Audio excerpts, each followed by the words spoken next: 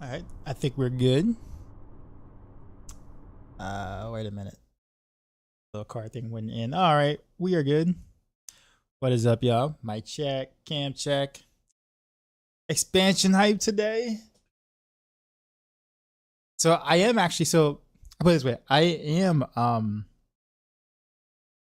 obviously just like anyone else excited about the expansion news. I do hope though. I do hope that there is like some sort of like patch news in general as well. Like we're talking about, like, I mean, even if it is just a little bit of mid-season patches is gonna be this or coming with this. Here are some patch notes or whatnot. Because I mean, we still got a whole nother like month in a week. You know what I'm saying? Hey, Crafty, what's going on, man? Yeah. Usually I'm on this early whenever there's a Campfire stream. So, I like to live stream it. It's fun.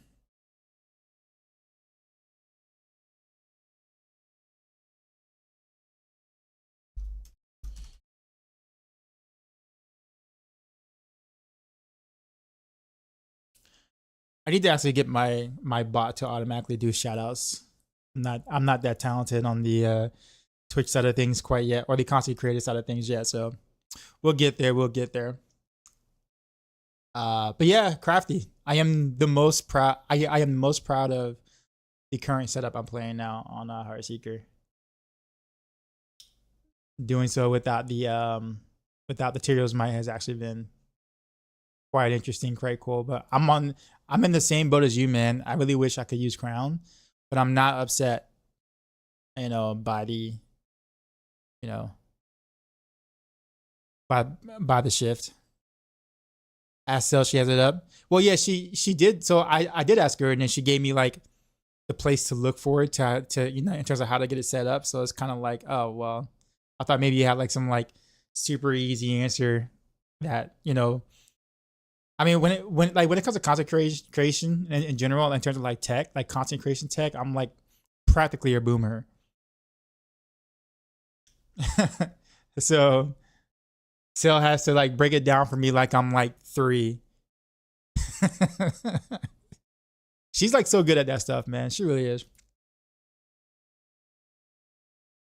All right, so I guess we're gonna play a little bit until it's time for stuff to come up. Hey Jay, what's going on? I see you on the tube, bro. We have a new boss. This guy's this is the biggest joke. Sindotaka, what's going on, man? Is mad you die less without tears. And die streaming at not stupid o'clock for you. Yeah, so here's a thought, chat, and don't I don't want to like hype anybody up per se over this, but I thought about given the fact that I kind of can't really like work normal hours, I guess you could say, like going to rehearsals for 2.5 hours is just already a struggle for me as it is, given my condition. So I thought about doing like a double stream, where I stream like a little bit in the daytime and then stream at nighttime kind of thing. So I can kind of have a day audience and a night audience. Now I used to do that when I stopped working my second job. I used to do that. When I was stream, I did it for about 4.5 months, and like it takes a lot of toll on your body, man. It does. So like surprisingly enough, man. It was cool though, because I was able to like meet people that I normally wouldn't meet at my night hours or whatever. So that kind of worked out, but I think I was always constantly like exhausted.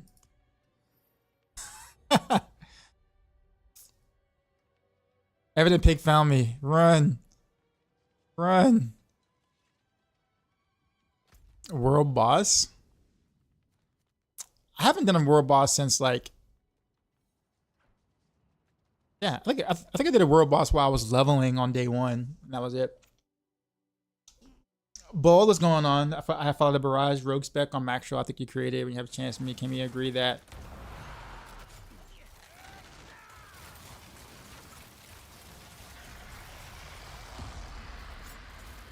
Hold on.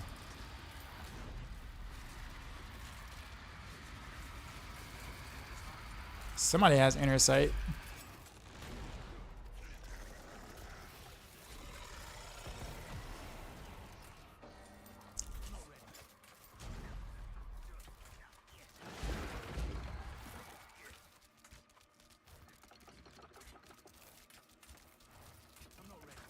I know I wanted to gob farm with you.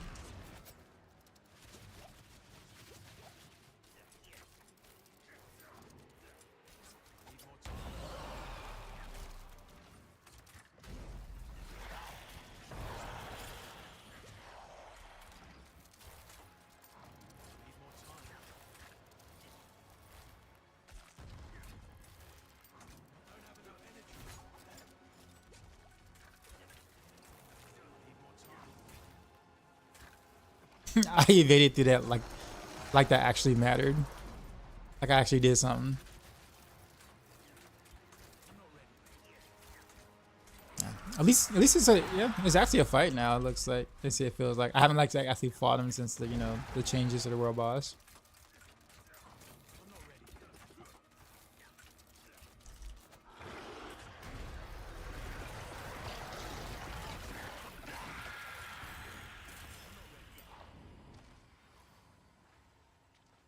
But yeah, let me read your comment. Can't we agree on that if you change the build I completed on Maxroll due to gear and text not always have been the same? It's confusing.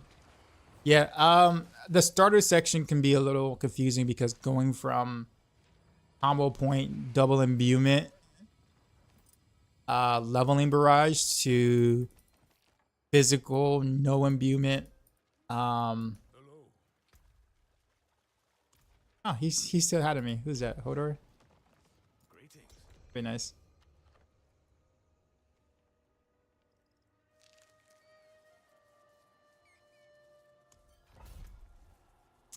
I'm gonna go to change the gear, but I think so I think the starter tends to be a little confusing, but I think we're gonna go when the expansion, well, when we start gearing up to do guides for the expansion, we're gonna be changing up our templates and how all that works anyways going in the future. So I don't think there's because we know that we do know that the transitioning is a little confusing from leveling to end game. So yeah, if you're looking at the starter, it can be a little confusing for sure, fortunately. But all those kinks will be worked out going into as we are preparing to do stuff for the expansion and things.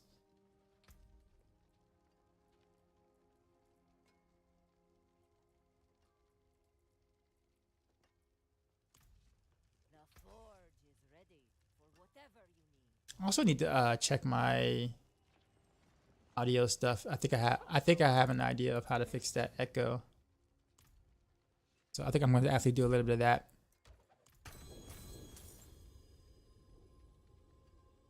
Who is that? Solo Roxas if playing your final form Heartseeker and this build slaps. Are you playing it to do are you doing like the updated version of yesterday or like before that? I mean, either of them were still good, but I think yesterday's version just definitely feels better overall. From yesterday, cool. Yeah, man, it's came around. Heartseeker stuff has definitely come around. We got agreed on you. Yeah, I think I'm gonna actually decline Mr. Fuzzy Moon Unit.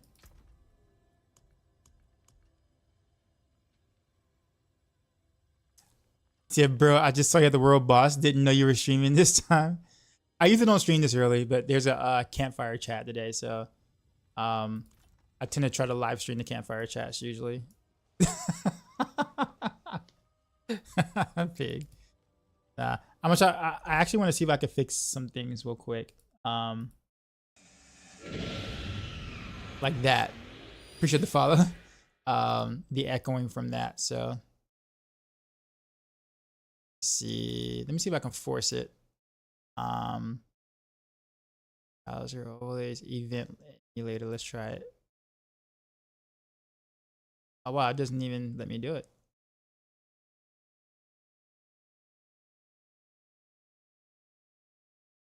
Huh. Let's try a subscriber.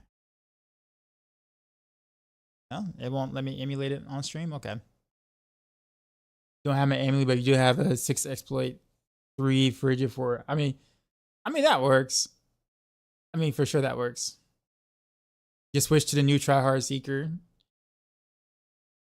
Hand, you got the triple crit to your Shaco. It has to be a sign. Is it? Am I in Texas? Nah. All right, let me see. I think I might need you guys' help on this one. Let's see. So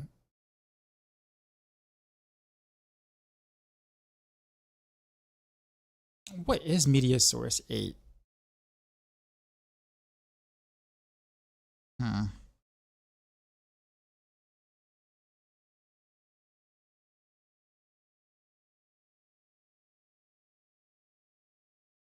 That's media source 9, media source 8. What is media source 8? I assume media source 8 is my...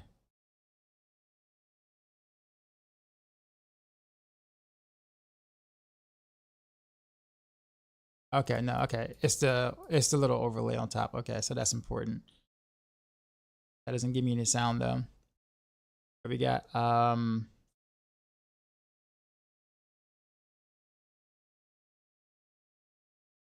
right, let's go to desktop audio real quick. Advanced audio properties. Actually, what if I did...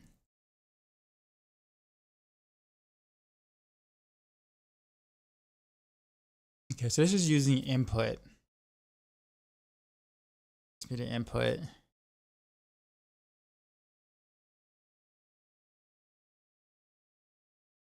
This one's using aux like it should. Let's see, advanced audio properties. Let's do this again. So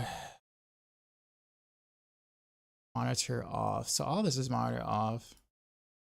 We do monitor only. We just mute output. Then you guys wouldn't hear anything.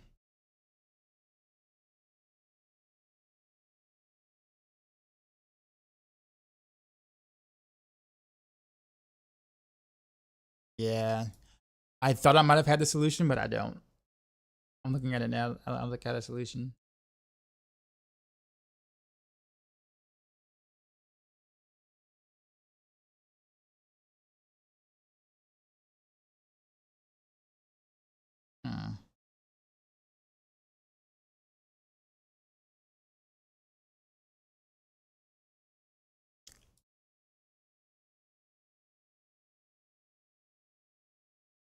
Let me check something real quick, y'all.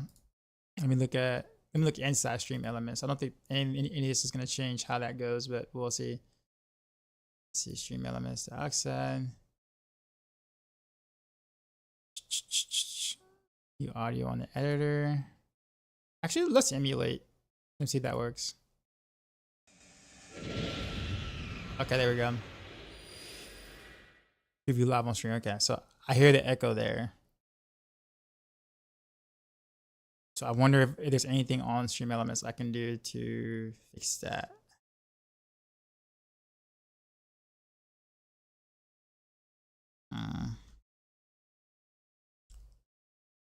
Alert box settings.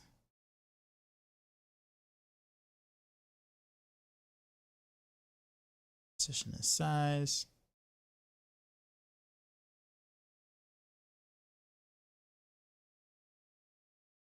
Well, it doesn't give me start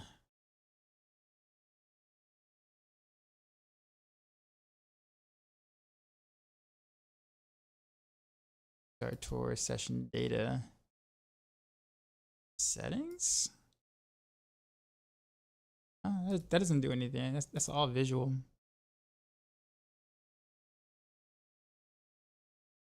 Yeah. So like, yeah, none of this really.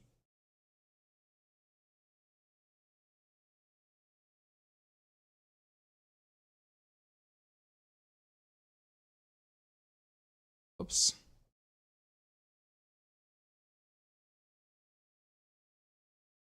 No, none of that does any of that. Okay, well, so much for that. I'm gonna have to figure it out later. It's like I think whenever I think I have the answers to it, I don't. I'm like, oh, I got the fix. It's this, and it's totally not that.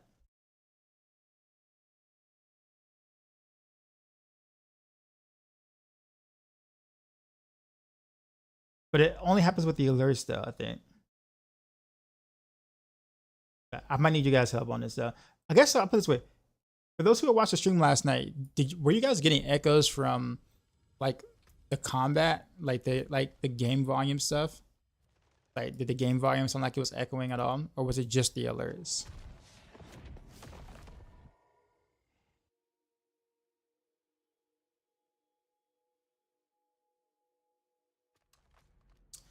If I got a GA exploit with the +2 to impetus, is it worth keeping to roll the third perk to another +2?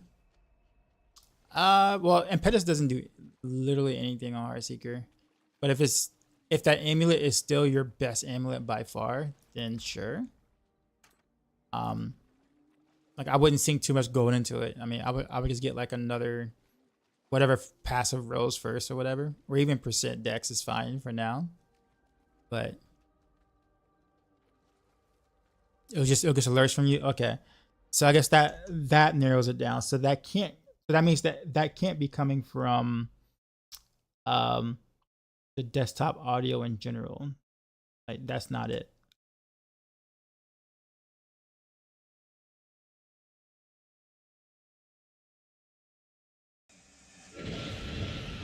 So yeah, appreciate the follow.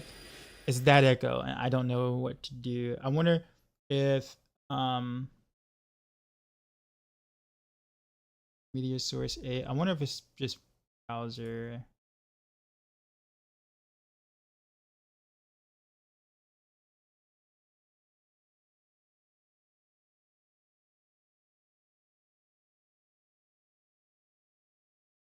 Alright, guys, give me like another 5 minutes,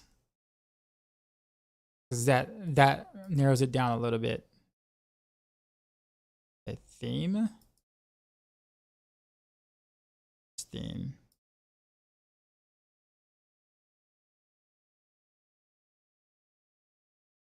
I don't even know what theme is.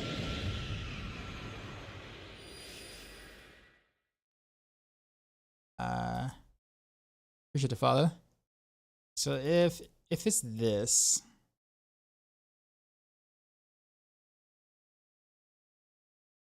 no,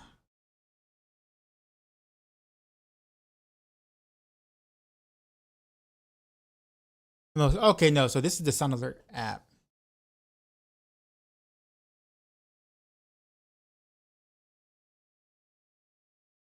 This is theme. Those are two different things. Smash is not up there. Game capture is not up there. Browser. Okay. Let's refresh. Filters.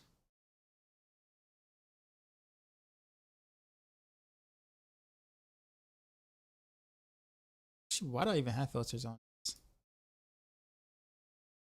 But theme doesn't show up, or browser doesn't show up on the on the advanced audio properties at all. So like,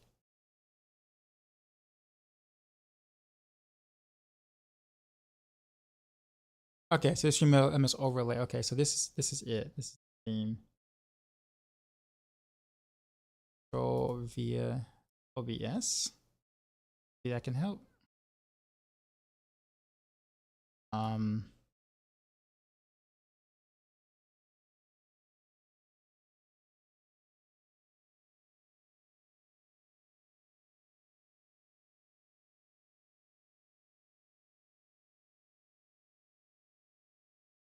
Okay. Monitor on off. You guys can hear the source 1 and 2.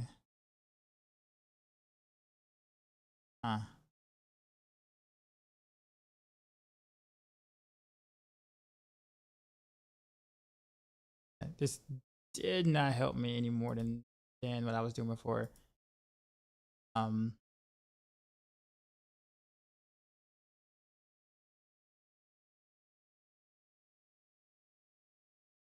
Okay.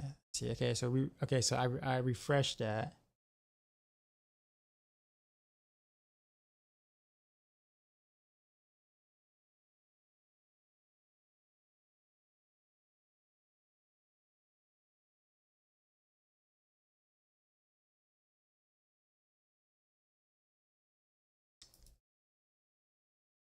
So that did not give me any further than what I was. Wait. Wait. Wait. There was no echo. There was no echo. Did you guys hear that? Did you guys hear the no echo?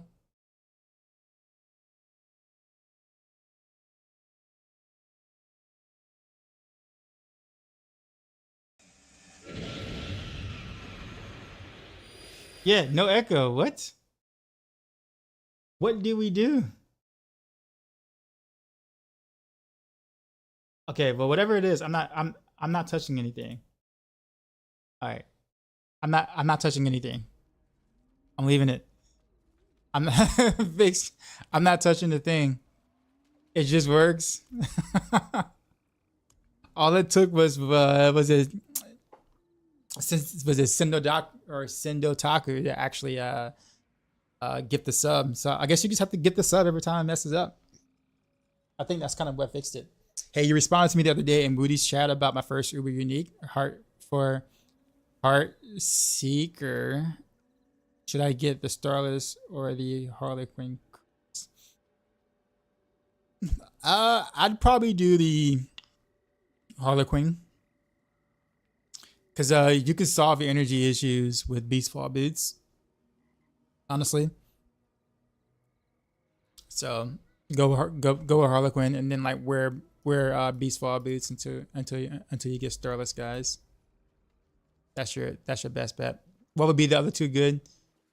What other +2 would be good for Heartseeker or even Pinshot? There are actually a lot of +2s that's pretty decent. You got Malice, of course, Unstable Elixirs, Weapon Mastery, Frigid Finesse, Exploits on kind of on the lower end of that, but like that works.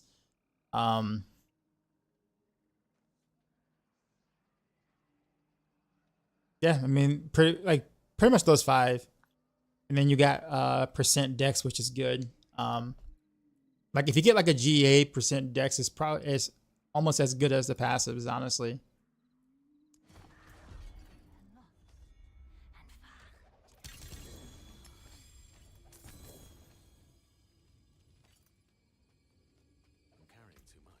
All right, well, let's do some TAs real quick. Excited to play this setup with the new fresh GA Shaco.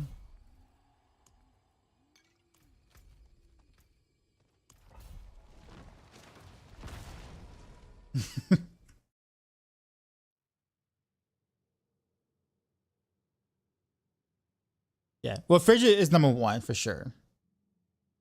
Frigid's number 1 is Malice. I'd put Malice number 2. Oh, you heard Frigid? Okay, Frigid Finesse, Malice, Weapon Mastery, Unstable Elixirs, Exploit. That's not an order. But just like any of those 5s are actually like good passes to have. I would say Exploit is at the bottom, Frigid Finesse is at the top. But anything in between is actually pretty decent or good. And then of course percent dex. If you have a GA percent dex, it's pretty good, especially if you choose to go like a more dex route on your gear or whatever. Then that scales really well.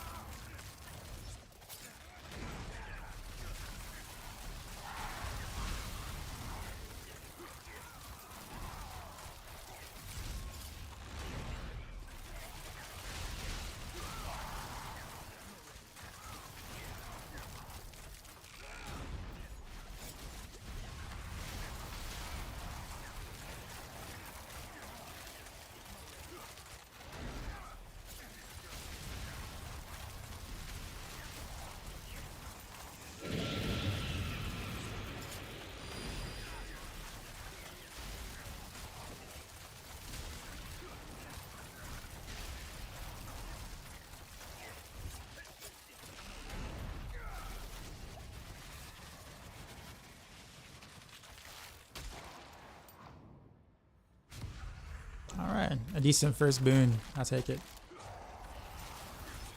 You said unstable elixir. Why is that? Well, I mean, you naturally use pots anyway, and you already take that passive already. In your skill tree, so I mean, all you're doing is buffing it.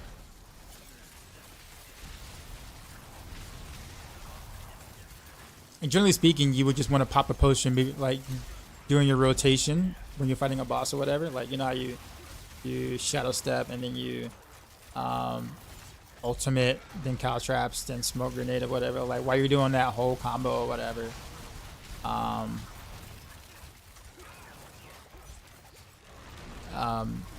You know, your pot like DPS or your unstable elixirs DPS will like skyrocket with it.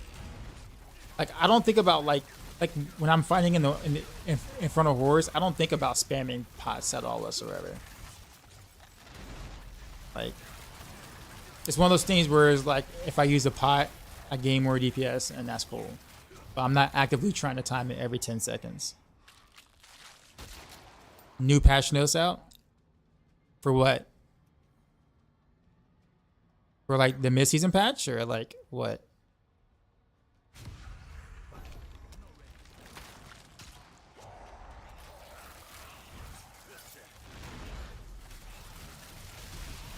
So for the mid-season patch, for real? Or, because I know that they're not going to release PTR patch notes before the Campfire stream.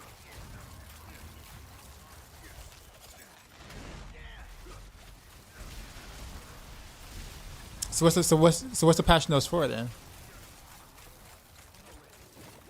Minor stuff? Is it like small patch notes?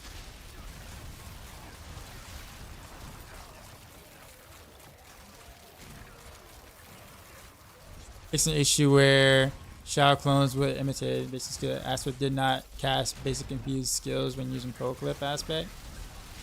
I wonder if that fixes the Eldritch Bounty like thing too as well. Probably not, but it'd be interesting to kind of test to see if that worked. Hey, I'm totally down for fixes. Like, are there any crown bug fixes? Are there any other pro clip fixes or? Like, those are like the big things.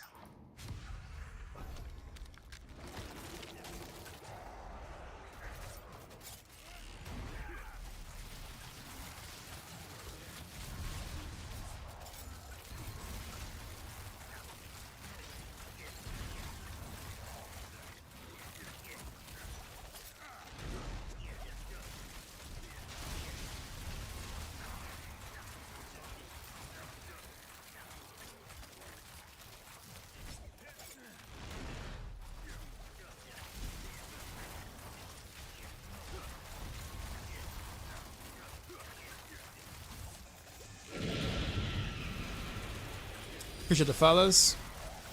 I'll take a look at it after this Inferno Horde. I'll put up on my screen. Win dev stream in about 35 minutes.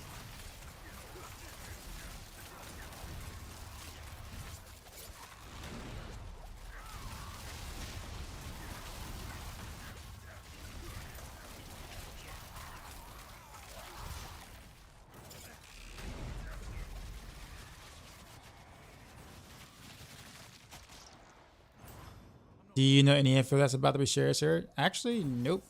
I know nothing.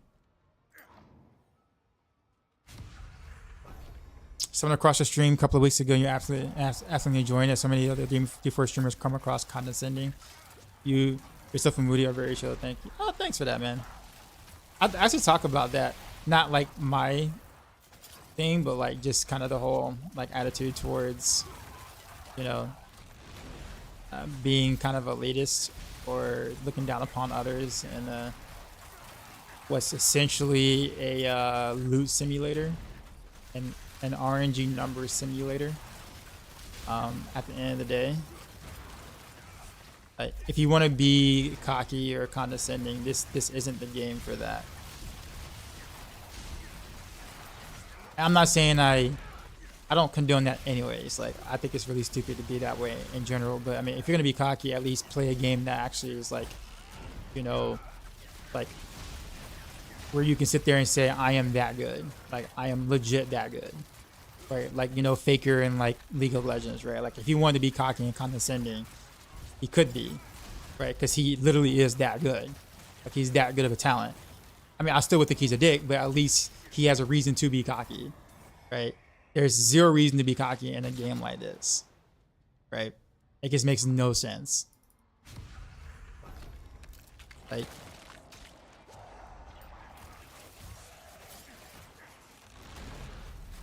yeah, I appreciate the comment, man. Appreciate it.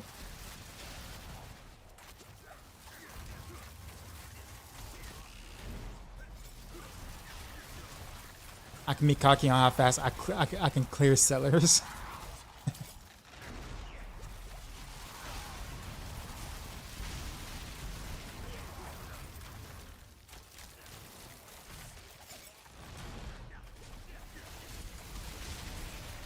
So issue where unique items could not be acquired from the.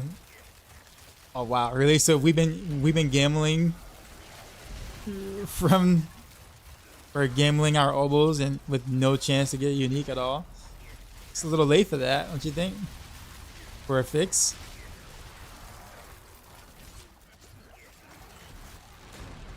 It's a little late for that, man. Like what?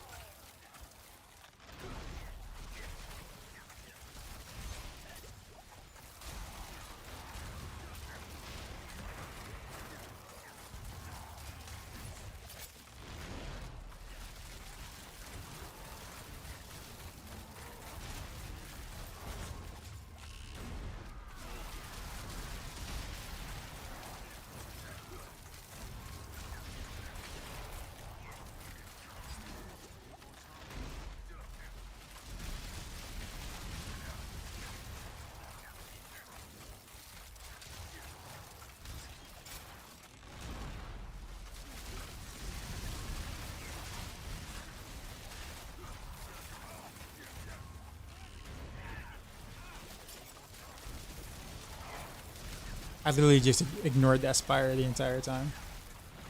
Endario? I don't have an Endarios command.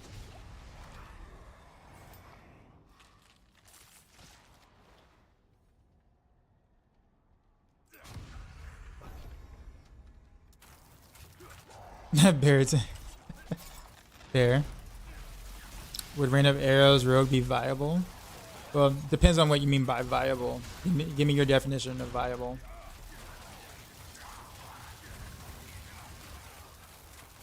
Like, Rain of Arrows as a damage dealer would be, it's really not good, but you can do it, like, if you want, right? But I mean, it's not going to compare to any of the other, well, builds in general. But you can do it.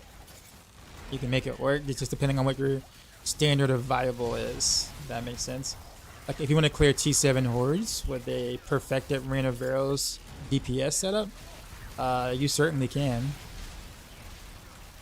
T8 torment bosses under 1-2 minutes. No, that's not gonna happen.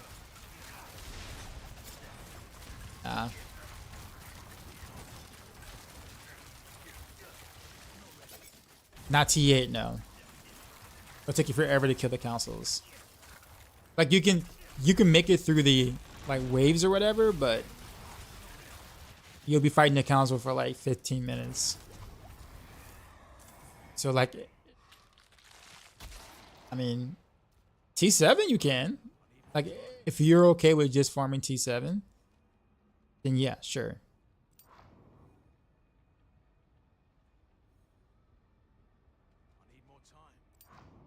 Is a Maxroll Andy build what I would recommend? Yes. Sure. J Rockets, what's going on?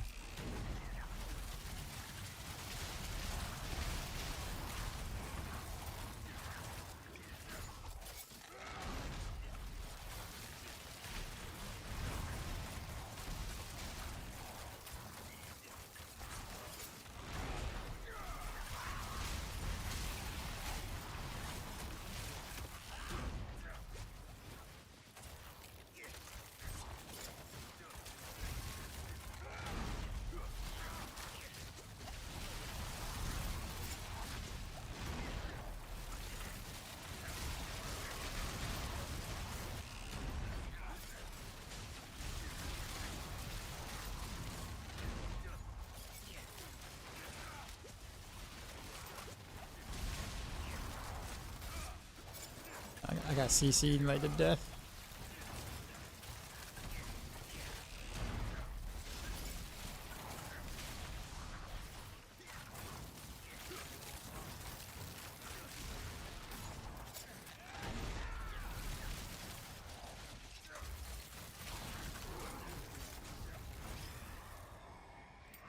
Seen a 157 pick clear? I have.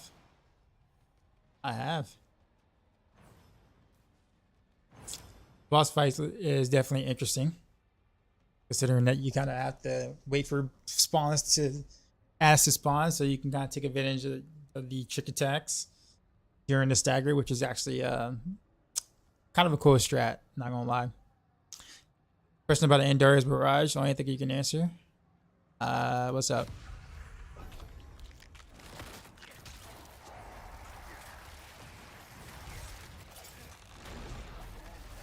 Good seeing me in the AM.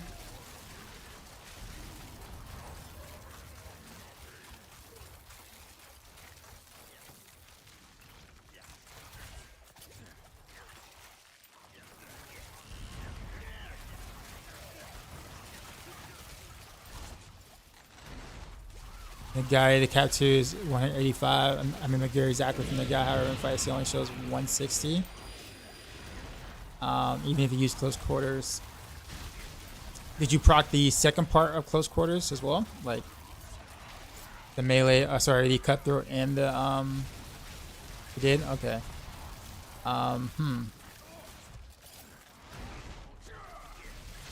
That's interesting. I'm not quite sure, honestly.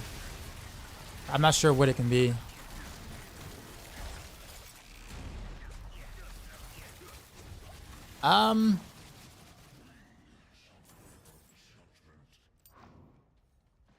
Yeah, I don't know.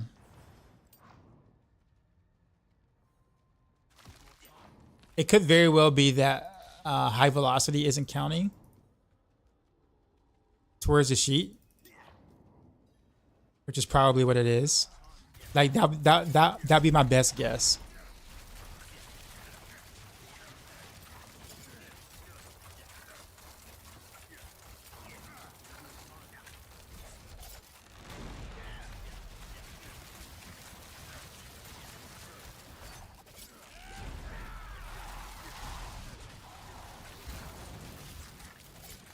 Yeah, like, yeah. My only guess is that it's not counting high velocity, which is, since it's very skill specific, it might, that might not be the one registering. And high velocity is what, 25% for you. So I think that's what it is.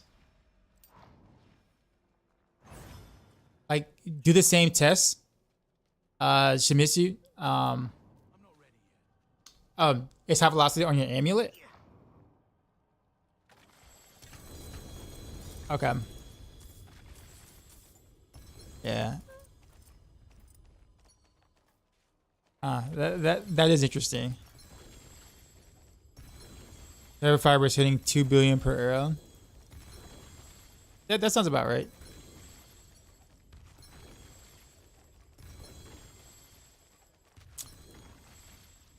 What is Shadow Imbue for? Multiple things. It's a little bit additional AoE. It helps with like clearing like the trashiest trash on like the sides or whatever.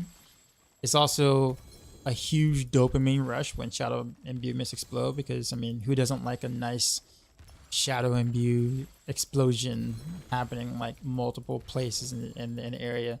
It's also a roughly 15 to 16% damage buff from mixed shadow imbuement when they are imbued, or sorry, when they are affected by a shadow imbuement.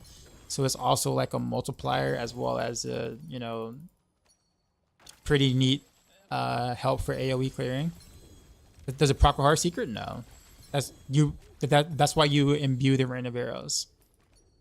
So Rain of Arrows is in this build for multiple reasons. Yeah, you apply with Rain, yeah, and it's like super cool.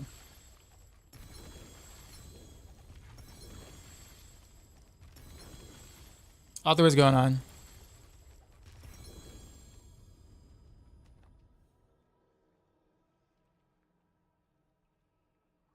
Yeah, ton of fun. Definitely my favorite way to play Heartseeker at the moment, by far.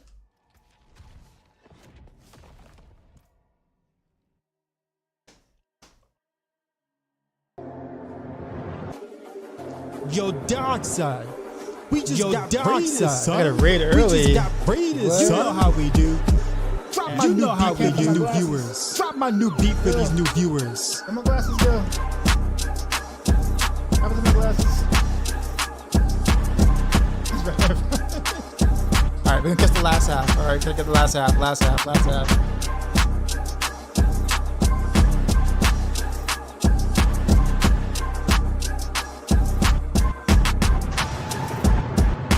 Dashizi. Out. Dashizi. Out.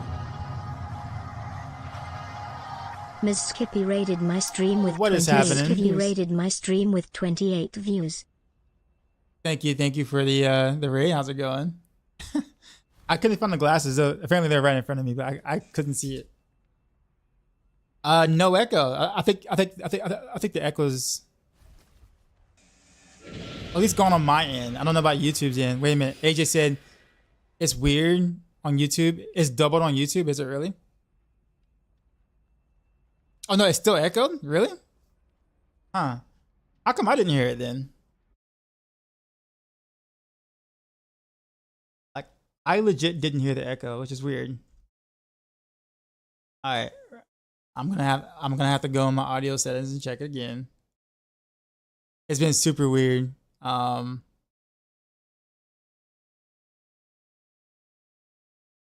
so the theme is here.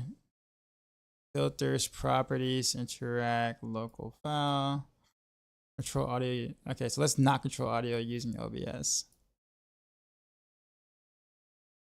And then refresh. Alright. Alright. Well, I thought I fixed the problem, but apparently I did something where I don't hear the problem anymore, but made it worse on y'all's end. Alright. Streaming woes, man. Streaming woes.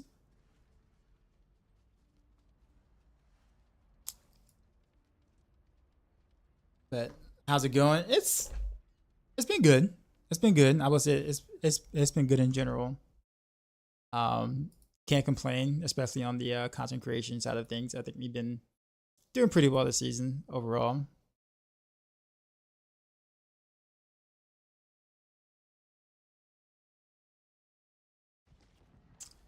Let's see. I do want to check the patch notes though. Someone told me patch notes happened. Let's see. The easiest way to check is to do that.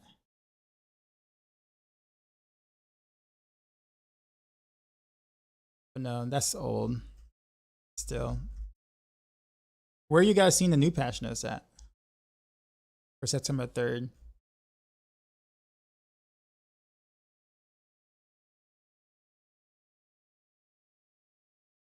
It says 41 minutes ago. But the last one I see is August 20th.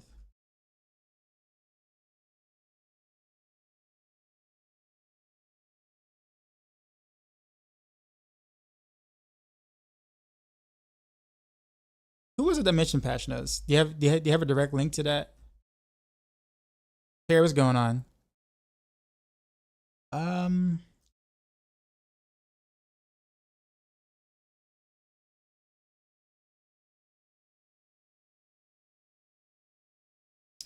I was in that browser.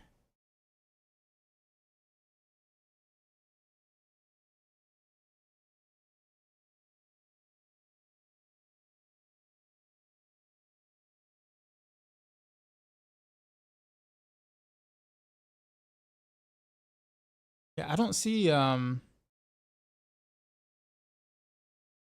what you see. Weird. What do you see? Because I see, like, the last thing I see is August 29th. I see August 29th. And then I scroll down for a little bit. And then I don't see a September 3rd thing. All I see is August 20th.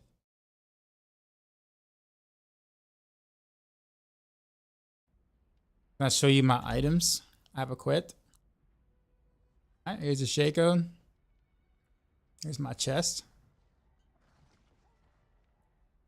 Gloves.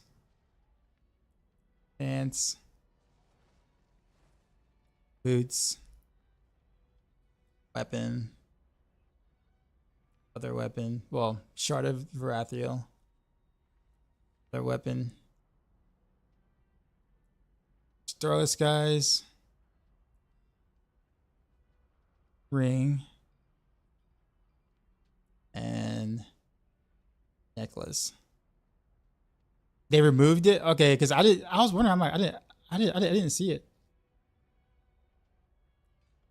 Yeah, Shamisha is my team. I'm about to go to the live stream because it's like it starts in 17 minutes. So I'm actually about to stop the end game stuff anyways because they usually start the live stream like 15 minutes beforehand. You cook with this one? Oh, you mean the current Heartseeker? Yeah, it's like so cool. Tomorrow, then yeah, that's fine.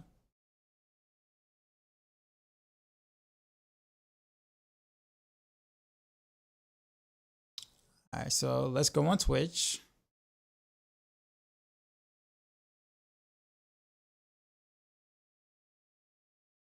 Diablo 4 is up.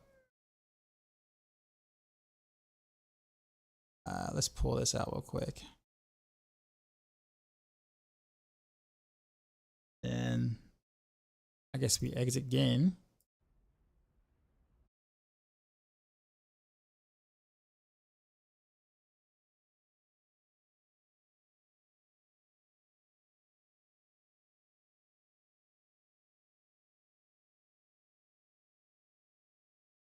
Full screen. Twitch.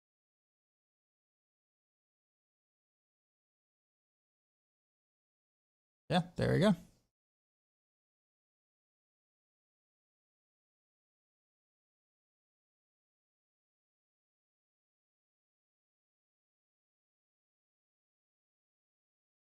It gives him 14 minutes.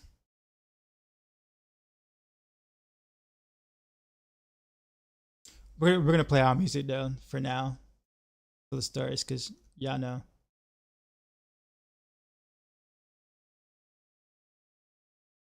Where's the okay, there it is.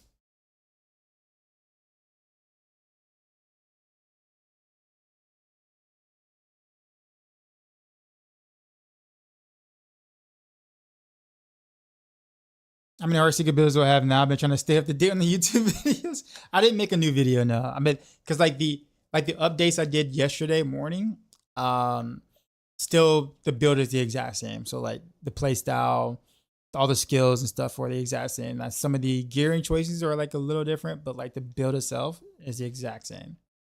Which is why I didn't make like yet another Heartseeker video. But every Heartseeker video, if you notice, I made the skills were different. And the playstyle is a little different. In this case, the playstyle stayed the same. We just went a little bit of a different route with gearing, slightly. Make things a little bit easier, like tankier. Also, easier resource management, etc. No change in Paragon. On the full version and the tryhard version, there is like a 3-point change in Paragon. It's like very subtle. See if I can find it for myself right here.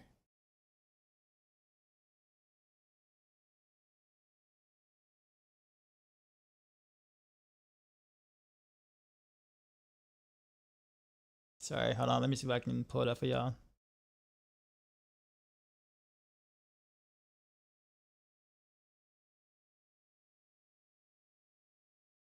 Okay, so let's go to... All right, so on the full, what change in Paragon was we removed the 3 points going into Shadow Resilience, and we picked up this rare node here. So we took the 3 points, went up here, so point, and then we removed 3 points from here. That's it. That's the only changes in Paragon Ward. And the reason why we did that was because with the new, like with more health having from, you know, the Harlequin quest, I figure having the additional vulnerable damage reduction would be worth a little more than the 6% life here that you gain. So that's why. That's really the only change, literally from the old to the new. Yeah, see, so let's see Heartseeker base. You see how the points are here. And I go to full, and the points will go from here to here. So can I link the planner?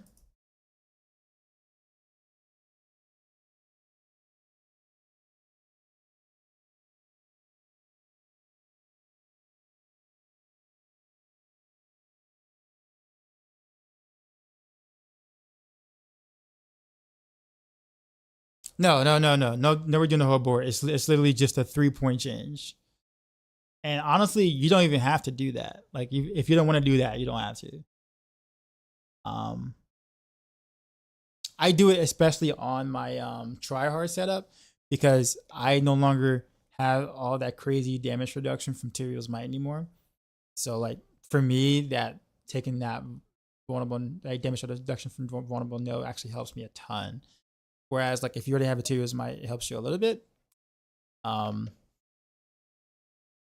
Try incorporating Shadow to the No Traps Heartseeker earlier, but found it wasn't doing as much as cold. Probably need some tweaks, but wasn't the right friend of mine to sit there and working it all out.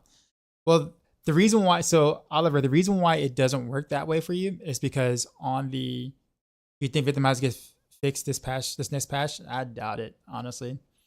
But Oliver, the reason why it doesn't work out as well is because on the No Traps version, we take the Eldritch Bounty Legendary node, which means that you have to have cold imbuement on your bar to proc it, either with Shadow Step or Rain of Arrows. So you're missing 20%. Like the Shadow imbuement doesn't work. So it does proc the Eldritch Bounty Legendary node, but it only works if for shadowed imbued skills.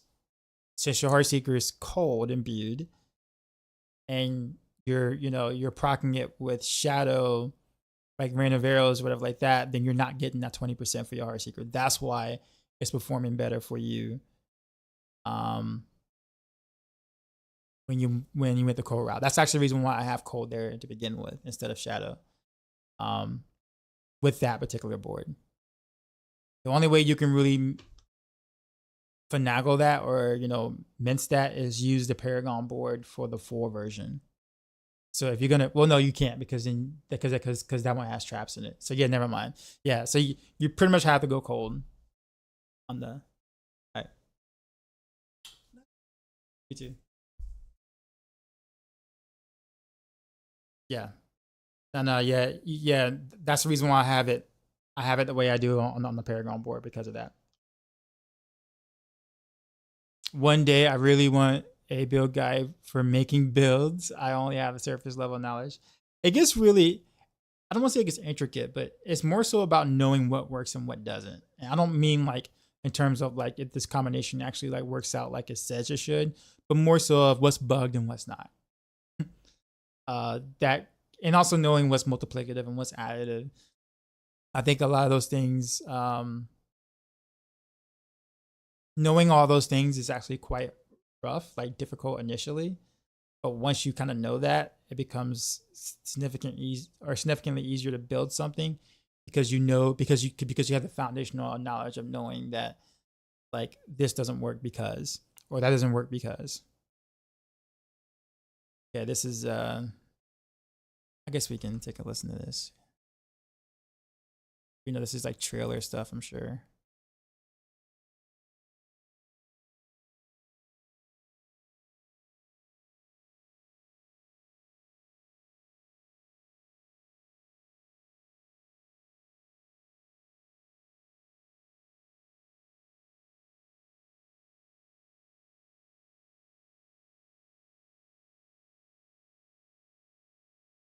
By the way, YouTube, can y'all hear this?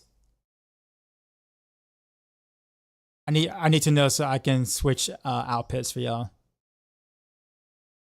Okay, give me a sec.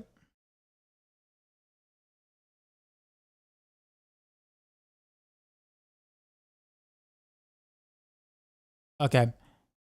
Now can you hear it on YouTube?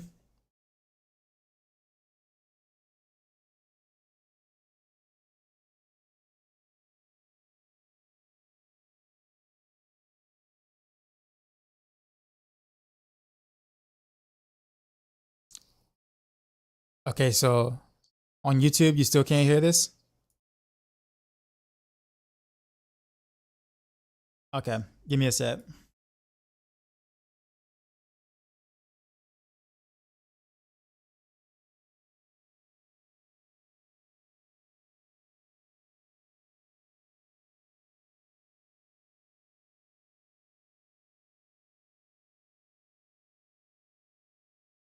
In the monster family, you have one of these tall dregs and then half of a body of another Okay, dreg on top. YouTube, kind of can you hear it now? controlling it and telling it where to go and tossing poisonous bombs at the player. When you come across it, it's very memorable. And then we've also got the area of Tenganse. You can hear it now? Okay. Where you've got the Tenganse Plateau, which is full of these red rocked plateaus and canyons. Imagine getting up above the land. Those Okay, good. gigantic walls have pockets inside. I'm gonna have to where change that monsters later, can but live. for now, It I think offered that's up a lot of gonna opportunity to work. bring back a monster family like the Lukunai. Bringing them back in a new way here is a fully Potato fleshed didn't out play. monster family with multiple classes. What a more brute force looks like, what a caster looks like. They are very much apex predators, and we're definitely in their territory. And then there's a little sub area called the Skittering Earth. The name alone makes your skin crawl. And it's bug infested, and you can see how the bugs have destroyed the jungles and kind of input their influence on it. Within the Field of Giants, you have these giant corpses of these long dead demons And that all this stuff is humans have pretty much, begun to mine away at you for know, their resources. stuff we While already they've know. got a lot of use out of them, they're also I'm gonna go downstairs toxic and to grab the me, land around it. grab me The some more. notion of Some more massive drink. demons walking sanctuary 1,000 years ago is really thought-provoking. Plateau's also got just this beautiful color scheme to the lighting. It's really lovely to be there. And then horrific at the same time, you know, it's great. The mercenaries in Vessel of Hatred are a group of people who we like to describe as ordinary people with extraordinary skills. They have the same level of will to fight against the demons of hell. And there's 4 mercs that you can collect over the course of the campaign. It starts with Rahir, a blacksmith and a shield bearer, is a more defensive fighter. He's able to go in there and soak up damage, use his shield as a bulwark against the enemy. You meet him early on in the campaign, and he's one who introduces you to the mercenary network. You end up finding acquisition quests for 3 other mercs that you can find throughout the course of the story. Subo, the drunken archer, is going to work really well for people who want someone who's out of the main melee, in the back, offering utility and that kind of range support. Then we have Variana, a berserker crone, who's a melee combat fighter, close range. She's got a really cool combat meter, a massacre meter, where you need to keep killing enemies to get the meter to be filled. She's got a bunch of really interesting utility skills that you can kind of build in. Finally, we have the demon child Aldkin, who's a magic user who can transform himself from human form to demon form and join you in combat. There's this really great reinforcement ability where you can take one of the mercenary skills and attach it to one of your powers so that when you use that skill, it calls them in to do a specific skill. With the mercenaries for Vessel of Hatred, one of the things we are expanding on is the skill tree. For Diablo 3, you had a very basic type of mercenary, but this time you can actually push a little bit more into the skill tree and make the mercenary the way you would want to play. Going through each mercenary progression arc and outfitting their skill tree so that it's complementary to your character build, I think that's where the fun in the mercenary system really lies. The Dark Citadel is a new endgame feature that's coming in Vessel of Hatred. It's an entirely cooperative player experience. All the mechanics within it are based around you working together with your party members to solve the challenges and face the first Khazra hordes within. One of the outcomes of the Mage Wars is this giant crater and all the souls that were kind of lost in it from those wars. The goal of the first Khazra, who are kind of the original Khazra, they're using the powers within the Citadel found within this crater to perform experiments to try and bring back their dark god. Only recently, people have started going missing.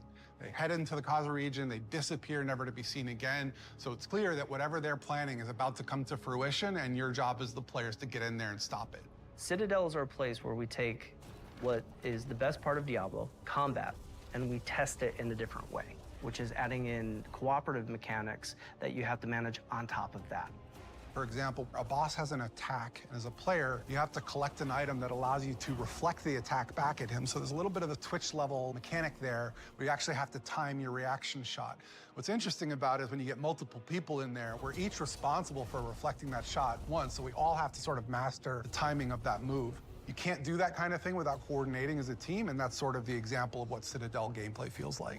When designing the Citadel, we designed a lot of really cool bosses. And so one of the things that we did is we took that design and made like armor sets for each of the classes. That way you feel like you took their armor and you feel like you're wearing a little bit of them after your victory.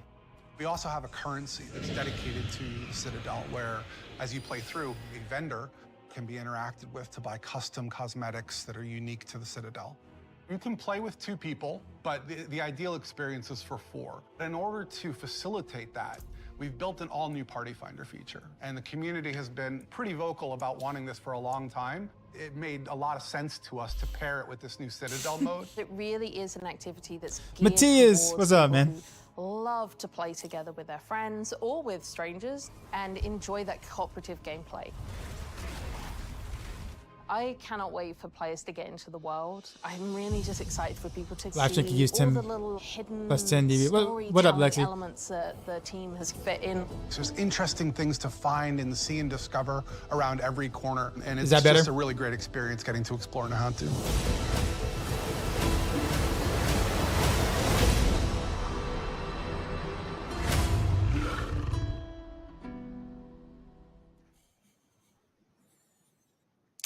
Hello, Diablo community. Welcome to another Campfire chat. This is the patch 2.0 Campfire chat for PTR.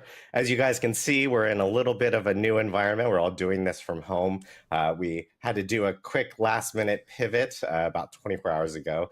I was struck by some con flu after Gamescom, but I just wanted to give a quick shout out to our production teams behind the scenes. Lucas, Jade, and Rich, they made a quick pivot to allow us to do this and for us to be safe and to be able to still give you guys this exciting information for patch 2.0. But to lead us off, I do want us to do some quick intros for everyone here on the Dude, there's a Rams channel. fan at the bottom right Colin, in the can. would you like to start off the intros? Yeah, sure. I'm Colin on the design team. Hello, I'm That's it. Aislinn Hall. I'm a systems designer with a focus on live balance. Hey everyone, I'm Charles Dunn. I'm a class designer working on the live balance for Diablo 4. Hey everyone, I'm Jeevan Sidhu, and I also work on the systems team. Awesome. So we got a whole panel here, way more than what we normally have because we have so much to actually cover. We do want to jump into things pretty immediately, but I did want to recap really quickly. Obviously, last week we were at Gamescom. We made some really big announcements for Vessel of Hatred, where we announced, the mercenaries that will be coming to Vessel of Hatred, along with how that system works with like reinforcements. It's like a new take of how mercenaries play within Diablo, especially since mercenaries has such a storied history within the franchise itself.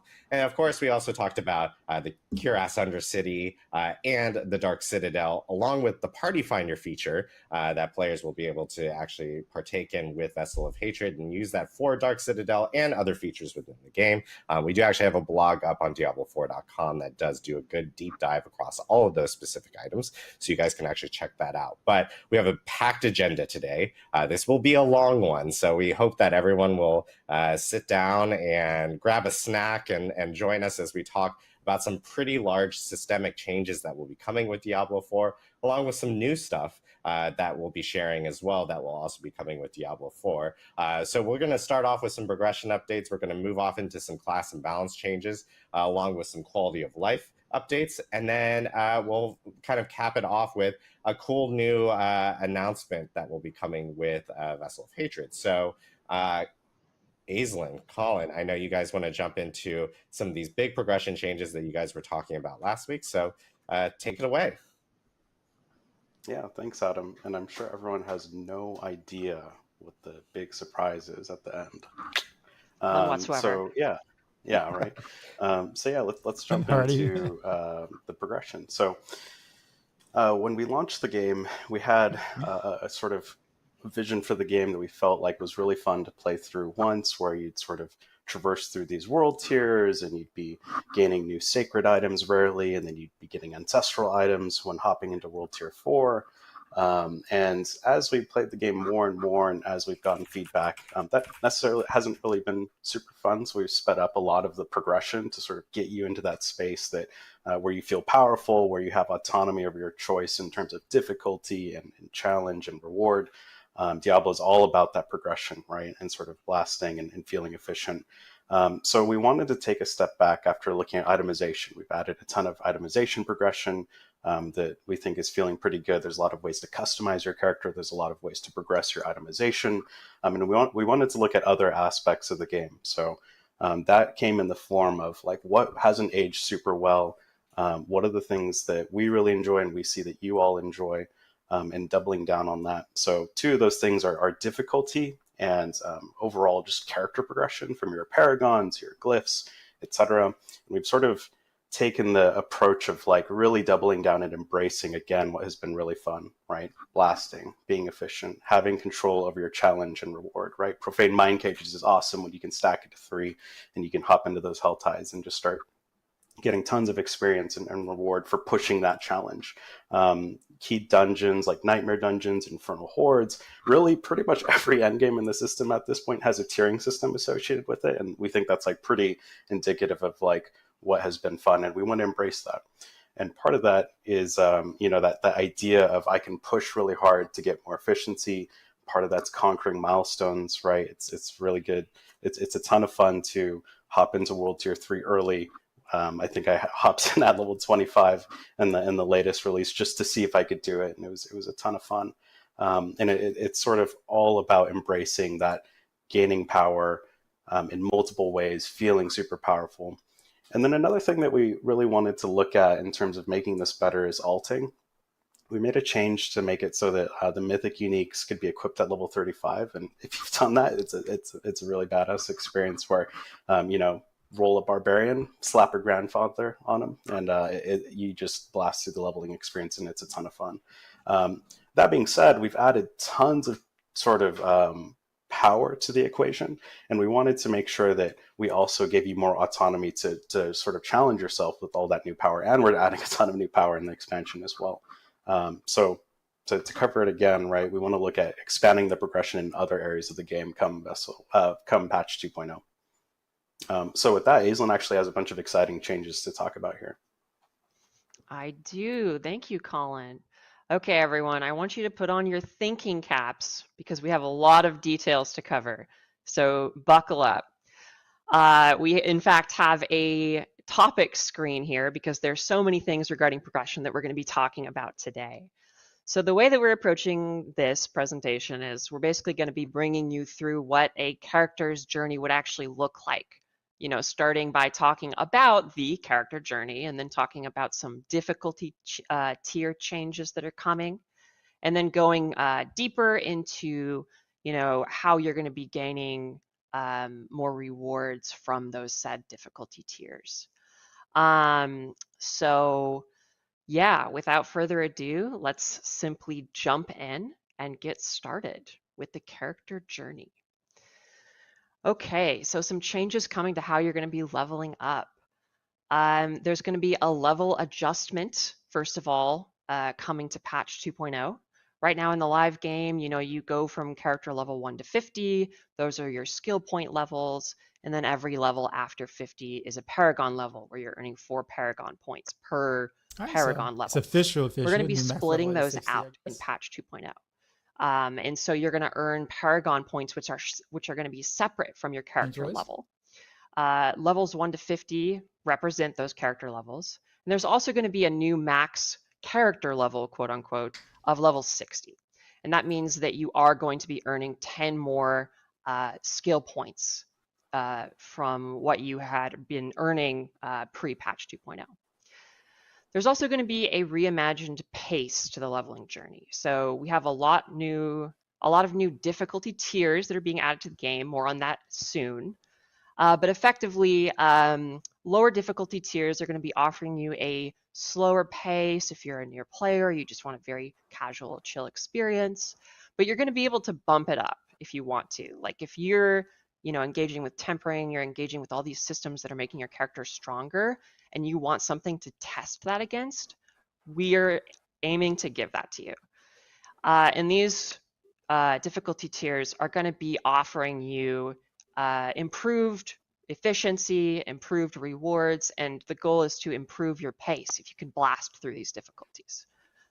Yeah, this is Now, a lot there's like the mind cages, right? Like we sort of heard, we heard you like mind cages, so we put it in the game systemically, like from whispers to Helltide to literally everything in the world. Like maybe you like doing dungeons. And really, it's sort of like giving players that choice to do what they want, and it's not just Helltide now that can push that difficulty. Yeah, totally. Like we were just playing on the development team, and we were playing in Helltides and playing with mind cages, and we were like, this is great. Like I want to just be able to do this or like have this option available to me, like basically whenever I'm playing. So that's a big part of these changes. Moving on here to the number adjustments. So as a lot of you guys found in footage, yes, there is a pretty substantial number adjustment. So a big part of this is we want to make sure that there's room for growth. And we're adding a lot of player power in patch 2.0 and Vessel of Hatred.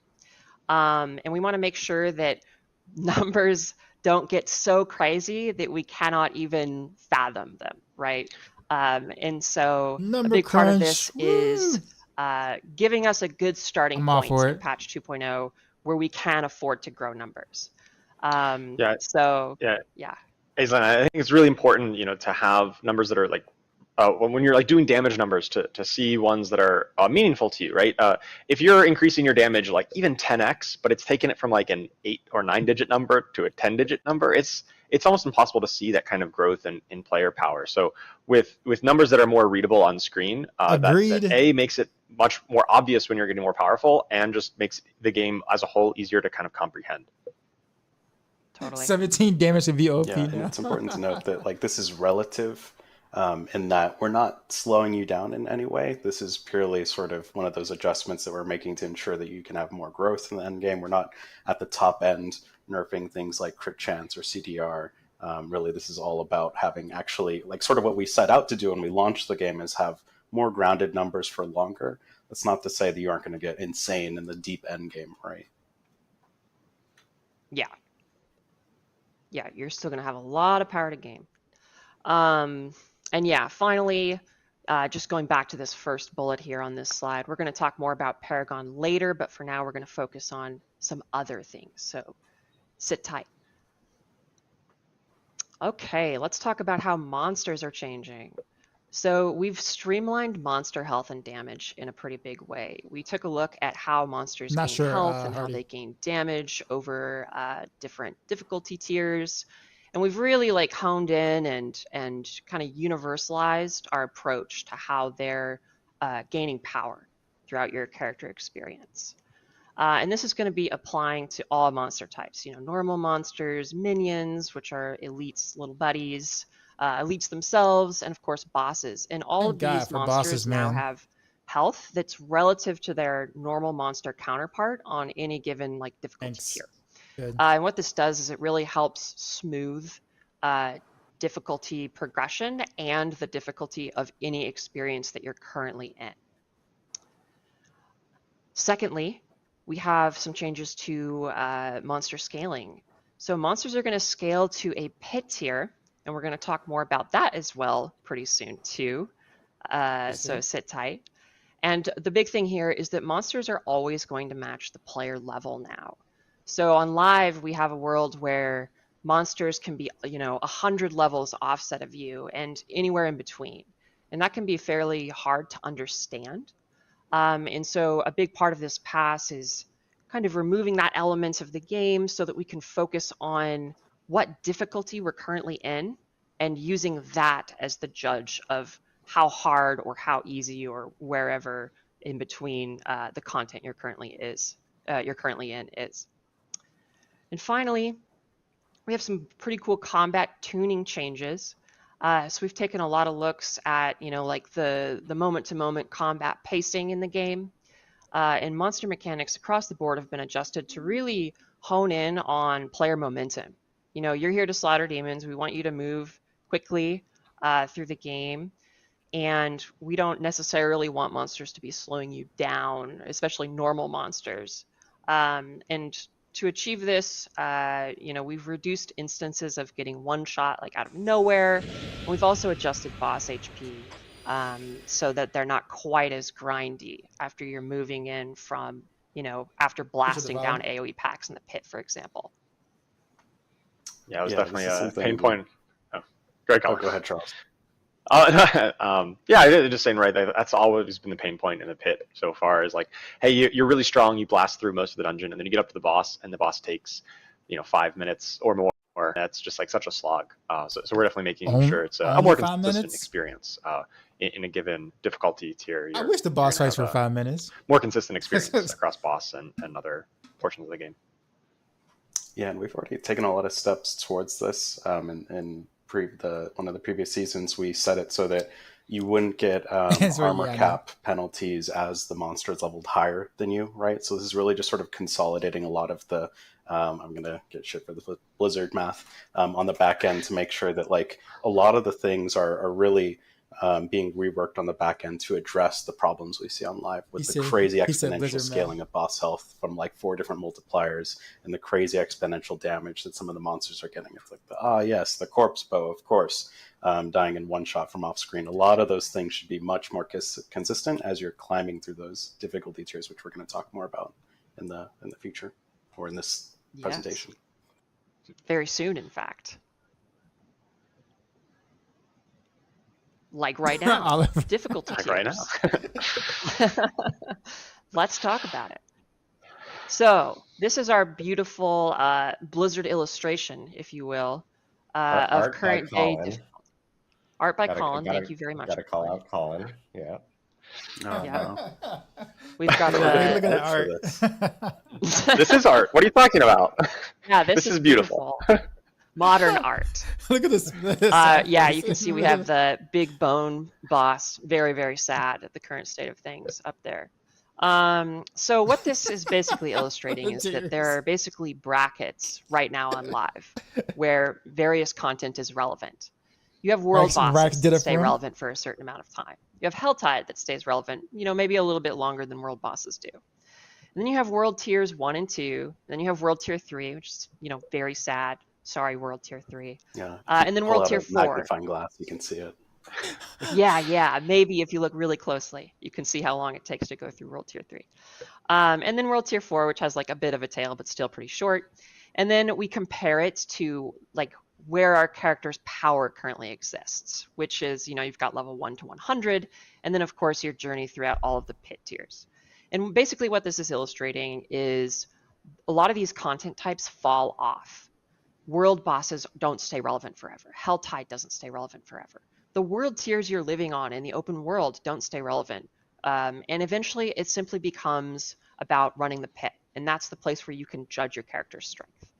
We don't necessarily want the game to work that way. We want a lot of activities to stay fun and interesting and engaging for as long as possible. And so to accomplish that, we've got some pretty big changes coming to difficulty tiers. Colin will be sacked later this evening. Let's dive into the meat and potatoes of this, talking about pit arbitration. And that's just a fancy way of basically saying that the pit is going to be something behind the scenes that's setting the pace of all difficulty in the game across all content types. So pit tiers are going to match difficulty tiers.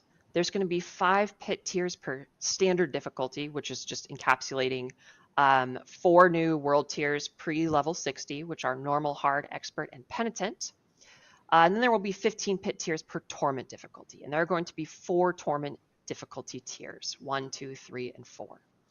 Difficulty tiers are going to derive monster health, damage, and intensity from the pit tier that is associated with that difficulty tier. And I know that's a little complicated, but we're going to have some supporting stuff to show what this means a little better pretty soon. And I do want to call out intensity here. Colin, do you want to talk about monster intensity raising between difficulty tiers?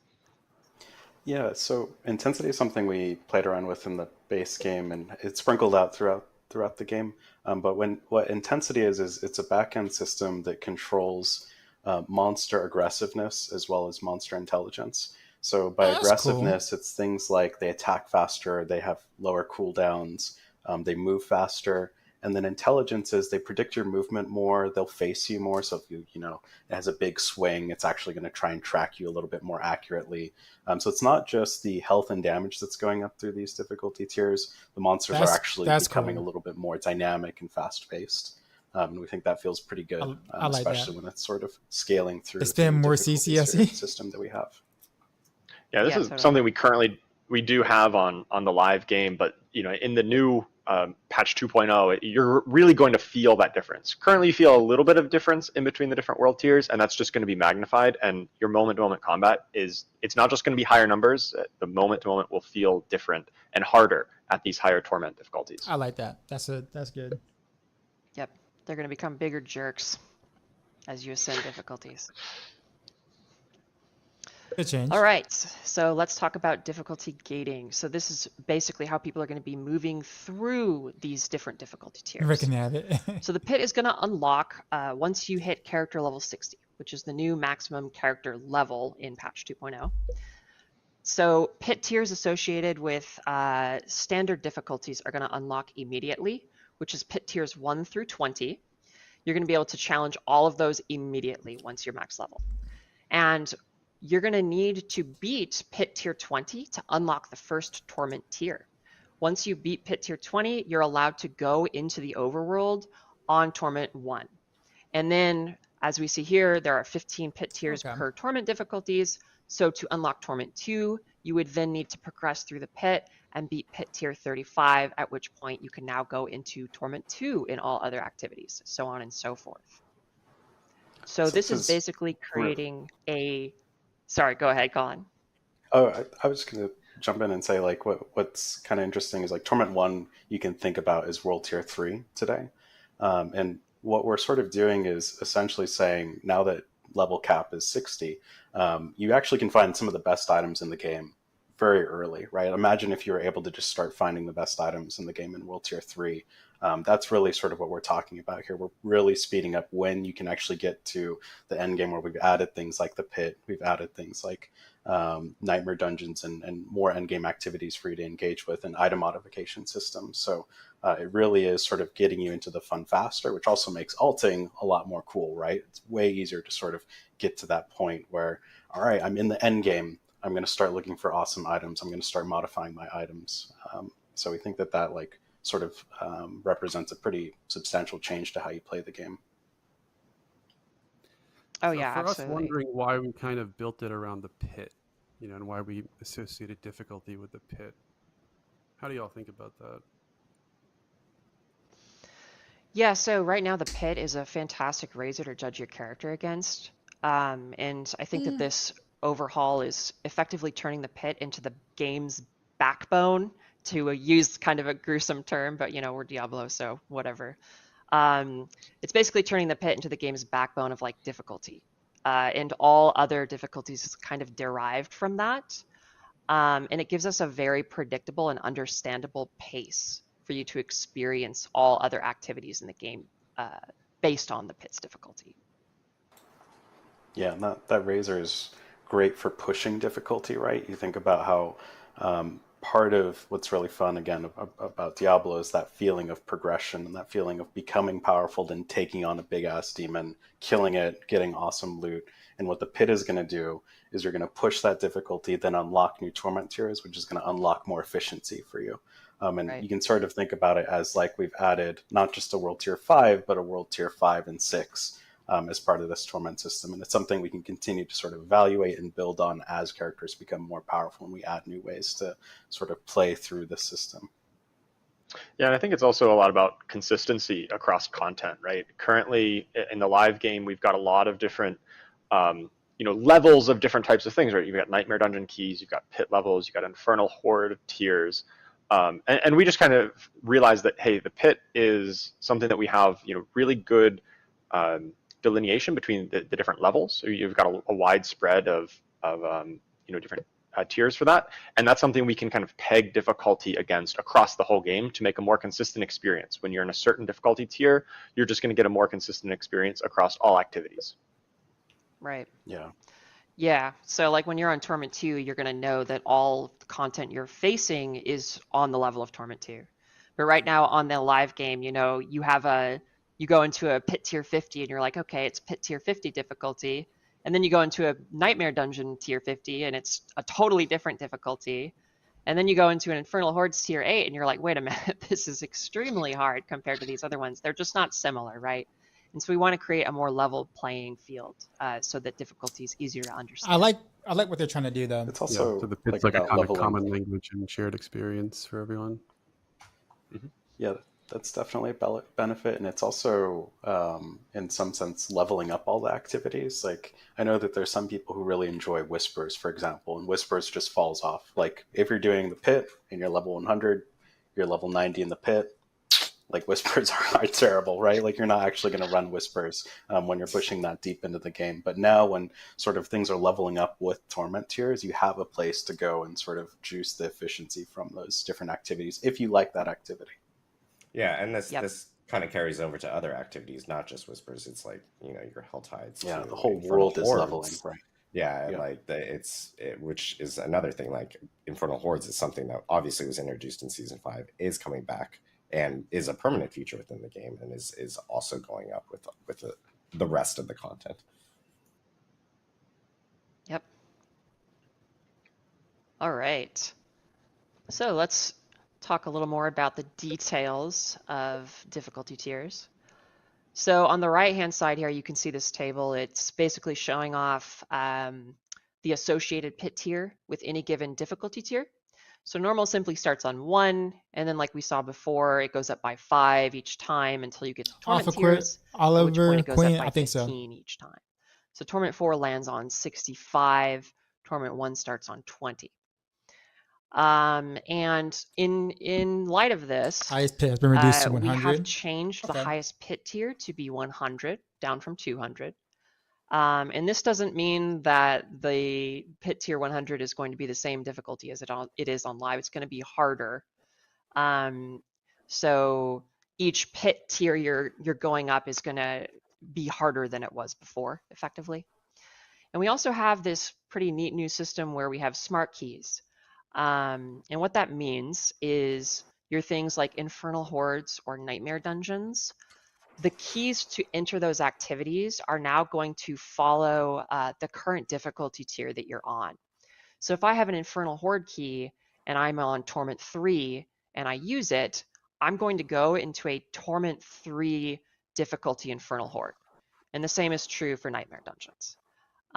So we're pretty excited about that change because, again, coming back to all these things we've talked about. I like that. Just kind of makes things that's easier. a feel good change. Just makes life easier.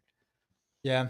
Yeah, it's a big quality of life change because on live also right now, good you for get a God bunch of writers, sacred, because it makes things easier to Nightmare explain. Dungeon keys, and I'm sure everyone runs a ton of World Tier 3 Nightmare Dungeons, right?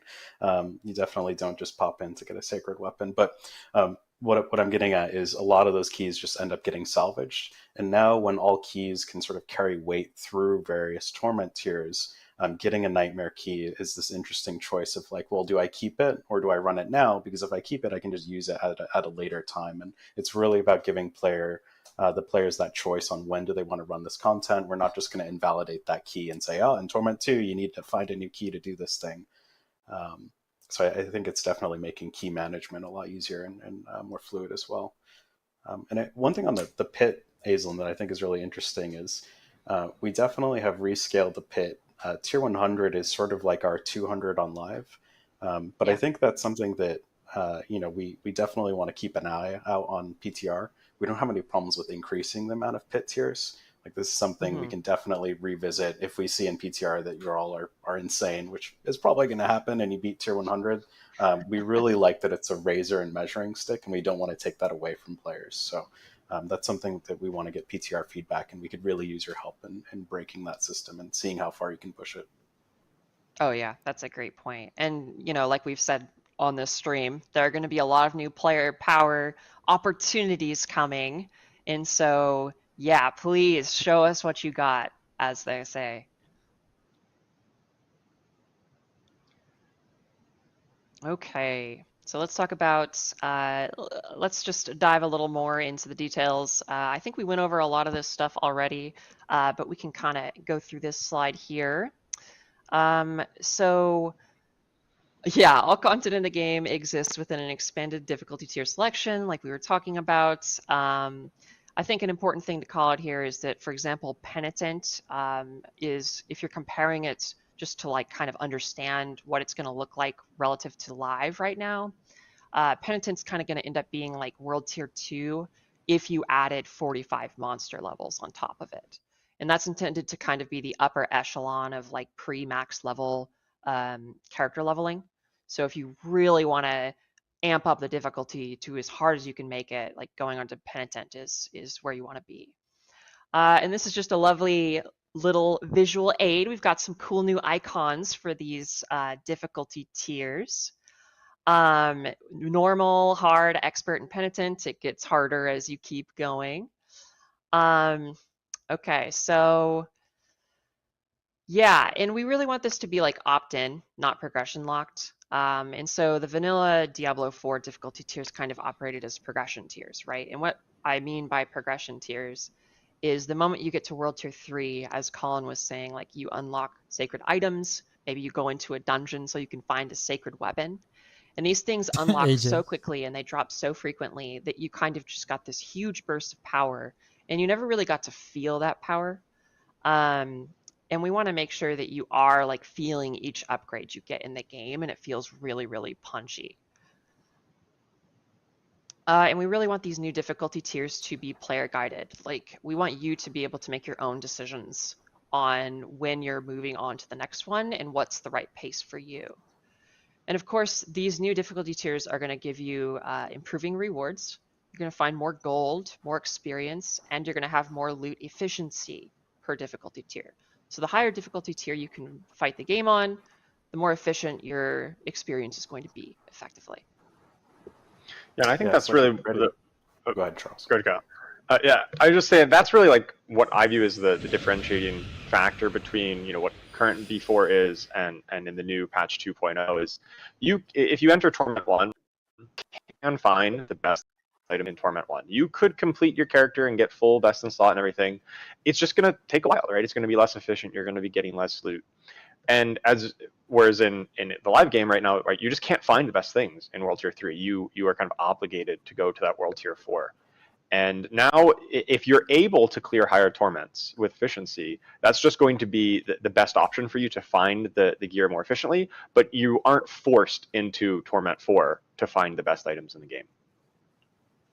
Yeah, that's something I've really liked about it is that, we get to start the end game a lot earlier with Torment, right? Because there's nothing that you're excluded from. There's no awesome piece of loot that you can't find by Torment 1.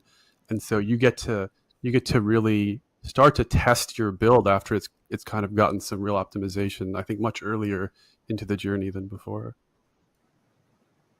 Yeah, I couldn't agree more, Jeevan. And like a great example of that is what we're doing with the ladder bosses or the lair bosses. All of those unlock in Torment 1. The cost to summon them is static. It remains the same throughout all the Torment tiers. And what that means is if you can beat it on a higher Torment tier, you're going to get way more uniques. So you get a handful of uniques starting in Torment 1, way more uniques and obviously Torment 4, but the cost, because it remains static, we're not going to ask you to get anything extra like a Stygian Stone. That just means as long as you can kill that Torment 4 boss, you're getting way more efficiency out of that boss. I mean, it really is like this, it feels amazing to sort of progress through those Torment tiers and just unlock way more power opportunity. Yeah, we don't really have this differentiation of like a regular version of the late game boss, like a regular version of Duriel, and then the tormented echo of Duriel. That's not really a distinction that we have anymore. Whereas like previously it would cost that's gone now? more materials to summon the tormented version, but it would give more rewards. Now it's the same cost across the different torment tiers. It's just if you're able to conquer him on Torment 4, that's where you're going to get the absolute most bang for your buck in terms of resources in to loot out. Okay. I'm cool with that. And I want to just double down on like Torment 1 is where the end game starts now, and just each torment tier that you're ascending is making your end game, more fun basically, because you're going to be getting cooler stuff or more frequently. Okay, so enough about difficulty tiers. Let's move on to some itemization changes.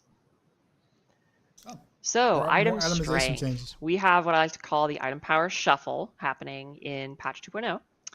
Items with item power above 540 are going to be adjusted to 540. And affix bands in lieu of this, or in addition to this rather, are going to be adjusted as well. So yeah. Items at the new character level max they're gonna max out at 750. And that's not actually the highest item power that's going to be in the game, and we'll talk about that more in just a second. But most items you're going to be finding once you hit max character level will be item power 750. And you're going to be finding much better item power items from levels 51 to 59. There's going to be big item power jumps. So once you start leveling your character past those original 50 character levels, you're going to start finding a lot better gear. Okay, so let's take a look at what an ancestral item looks like in patch 2.0. Oh, could we? Yeah, let's take a look here real quick. So you'll notice here that this item has 800 item power, which is 50 higher than the max 750 that I was talking about before. You'll also notice on the right-hand side that that is the Torment icon. So ancestral items can be found starting on Torment 1. They're going to become more frequent as you ascend Torment difficulties, but they're still going to stay pretty rare throughout all Torment levels. So they're going to actually be rare this time? You'll also notice that the greater affix on this item is highlighted. That is because now whenever you find an ancestral item, they're always going to have one greater affix. They can roll with more, but they will be guaranteed a single one every single time. So let's dive in more into the details. That, right, Hazelin, is part of finding a greater affix on live right now is sometimes it's on life per second. That's like, oh, okay. Got a greater affix on life per second. But now when you see an ancestral item, it's always going to have a greater affix. And that ancestral eye power bump, the affix bump, is going to feel really good. Even if you miss that affix, it's still a huge upgrade to your character if you haven't found one of these before. Yeah, Totally. and sometimes, right, you get an item that has multiple greater affixes on live, and it's not at 925, it's not at the highest item power, and that's kind of a mixed bag, right? Like, well, it's kind of good, but it's a lower item power. And now things with greater affixes will be definitionally at that highest item power. Yes. Interesting. Okay. I'm So assuming the let's items talk are going to about be rare the though. details So. here. So sacred items are not going to drop anymore. They're kaput. You're going to be looking at normal items pre-torments, and then you're going to be chasing ancestral items once you are in torment tiers. So yeah, starting in Torment 1, they're going to start to drop. As I said, they're going to become more common as you go up, but again, they're going to stay fairly rare. They're never going to, be like the only thing that's dropping. Ancestral items are intended to be where you're finding forever items. So when you find like a really good ancestral weapon or, of whatever slot that you may not have an ancestral item for, that's going to be a big moment. That's going to be an exciting moment where you're going to get something a lot better. because they also have their own affix band as well. So these ancestral items are going to have better affixes than their non-ancestral counterparts too. Something to note is that greater affixes only drop on ancestral items. You're not going to be finding greater affixes on non-ancestrals. So when you see a greater affix drop on the ground, you're going to know that that is an ancestral item. Ancestral items also have 2 tempering slots, up from 1 on non-ancestrals, and they're masterworkable up to 12, whereas non-ancestrals are masterworkable up to 4. And finally, they are going to have higher aspect ranks too. So you're going to find legendary aspects that become better on ancestral items. And Charles, we actually added a ton of power to legendary aspects to accommodate this. We didn't just sort of readjust where as long as it's rare, I think it's okay. Yeah, all of the legendary aspects that now scale a little bit further into the ancestral tier, we basically just tacked on 5 new levels kind of on top of the current value. So you're just going to find even more powerful legendary effects than you have currently in the new ancestral tier. It's going to be a lot of fun to find those. Okay. Whew, let's move on to Paragon. So we have some pretty big glyph updates coming with patch 2.0. There's been a significant rework to how many ranks you can earn on any given glyph, from 21 to 100, which is a lot of new ranks. But we want to make sure that there's still texture in that system, right? And so because of that, we also have a new a new glyph rarity, legendary. So once you upgrade a glyph to rank 46, it becomes a legendary glyph, which you can see here on the right. This spirit glyph is level 50, so it's past that 46 mark. It's legendary. You're going to get a glyph radius increase at rank 15, which is already in the live game. But you're also going to get another radius increase at rank 46 when it becomes legendary. Embarrassing. And this is making them bigger than they could have been previously. So you're going to get more space with your glyphs because of this. And when a glyph becomes legendary, it also unlocks a significant bonus, more so than it did before. And you can see that on the bottom of this glyph here. It's got the legendary bonus, increases critical strike damage by 21.6%. And it's very important to note that this is a multiplicative bonus. This 21.6% is not an additive bonus. So you're going to be getting a lot of power from that bonus there. Something else I want to bring up is that glyphs are moving to the pit. So you're going to be upgrading your glyphs in the pit. You're no longer going to be upgrading them in nightmare dungeons. And it's going to be an attempt-based system. So when you finish a pit run, you're going to go to the end, and you're going to be able to have some chances to level up your glyph and increase their ranks. And if you are in a pit that is 10 tiers higher than your current glyph, you're going to have guaranteed success. And for every 20 pit tiers that that the pit level you're in is higher than your current glyph that you're trying to upgrade, you're going to get bonus ranks so that you can accelerate the process. This is exactly like D3 gems, though. Yeah, I think this is a really important note because you could easily look at the rank 100 and be like, oh my god, the grind is even longer. But based on how that upgrade chance works, it's guaranteed as long as you're beating pit tiers that are higher than your glyph. And then how that bonus math ends up playing out is if you're beating, for example, pit tier 30. That's roughly somewhere between today's World Tier 3 and 4. You can upgrade a glyph from 1 to 15 in 3 runs. So you think about the difference between today's game and patch 2.0, you're getting those glyphs leveled way faster if you're pushing that difficulty. And what we really wanted to do here was, it works. We've heard a ton of feedback around how the XP system for Nightmare Dungeons feels really grindy. It also just doesn't serve the Nightmare Dungeons very well, right? It's like, how do I get to the end as fast as possible, but nothing in the dungeon matters, right? And what that does is in the pit, it's all about speed and efficiency. What are we doing about Nightmare Dungeons, though? Like, and we think that now there's no reason to run them at all, period. Pit glyph upgrading speed. So what's the changes there? And the chance, you could sort of, I want to be really clear with the chance. The chance-based system is essentially there because it felt really bad when it was binary. Like when we said, hey, you need to beat the pit tier, or you need to beat a pit that's 10 levels higher than your glyph, and if you don't, you get nothing. That just felt really bad. So the chance is not there to increase the grind or slow down progression. It's actually just there to protect from like it feeling just terrible to not get literally anything from that run. So again, to be clear, it's 100% chance as long as you're pushing difficulty. We think that this fits the content a lot better. We've heard a ton of feedback around like the pit rewards feeling lackluster, and there's not really a reason to push difficulty. You know, you sort of just want to hone in on like 90 or 101, depending on where you're at in terms of your progression journey on live. This system really encourages you to push and gives you a tangible reward every single time you do it. Yeah, and I think it's important that there's the consistency of like the communication between, right? So, hey, my glyphs are currently level 50. Well, what kind of pit tier should I be approaching to upgrade these? Well, somewhere in the range of 50 to 60, right? You just a little bit higher so that you can keep pushing that harder content.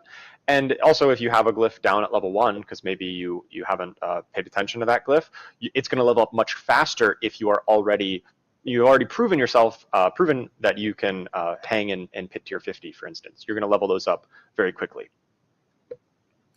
I think what's also cool is if you have a build that you feel isn't doing as well as you go up in Torment, it makes it a lot easier to kind of snap something back in and catch up faster.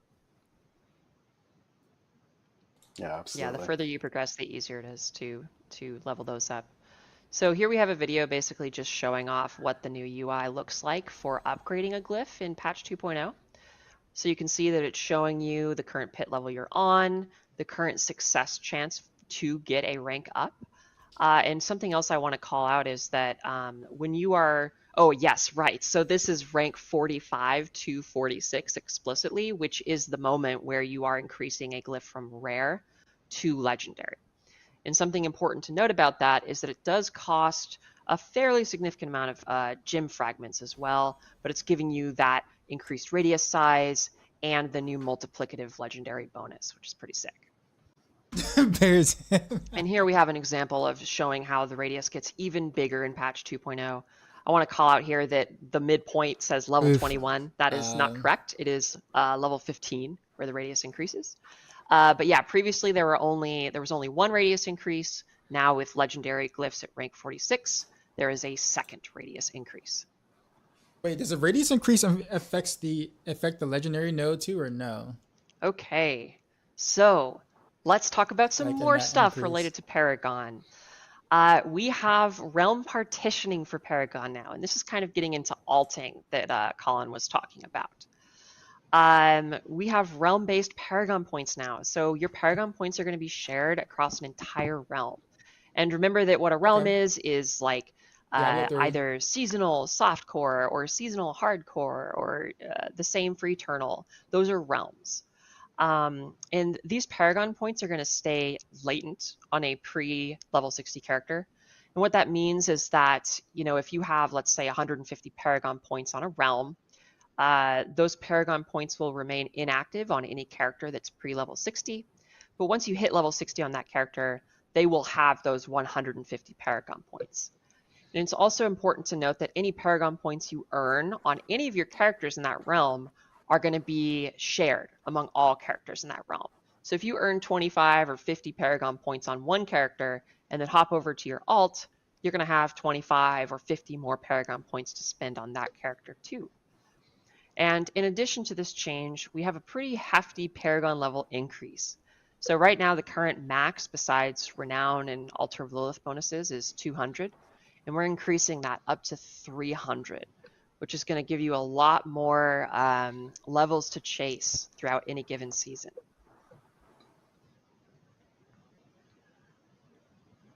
Okay, and in light of these changes coming to Paragon, we've made some adjustments to the way that boards work as well.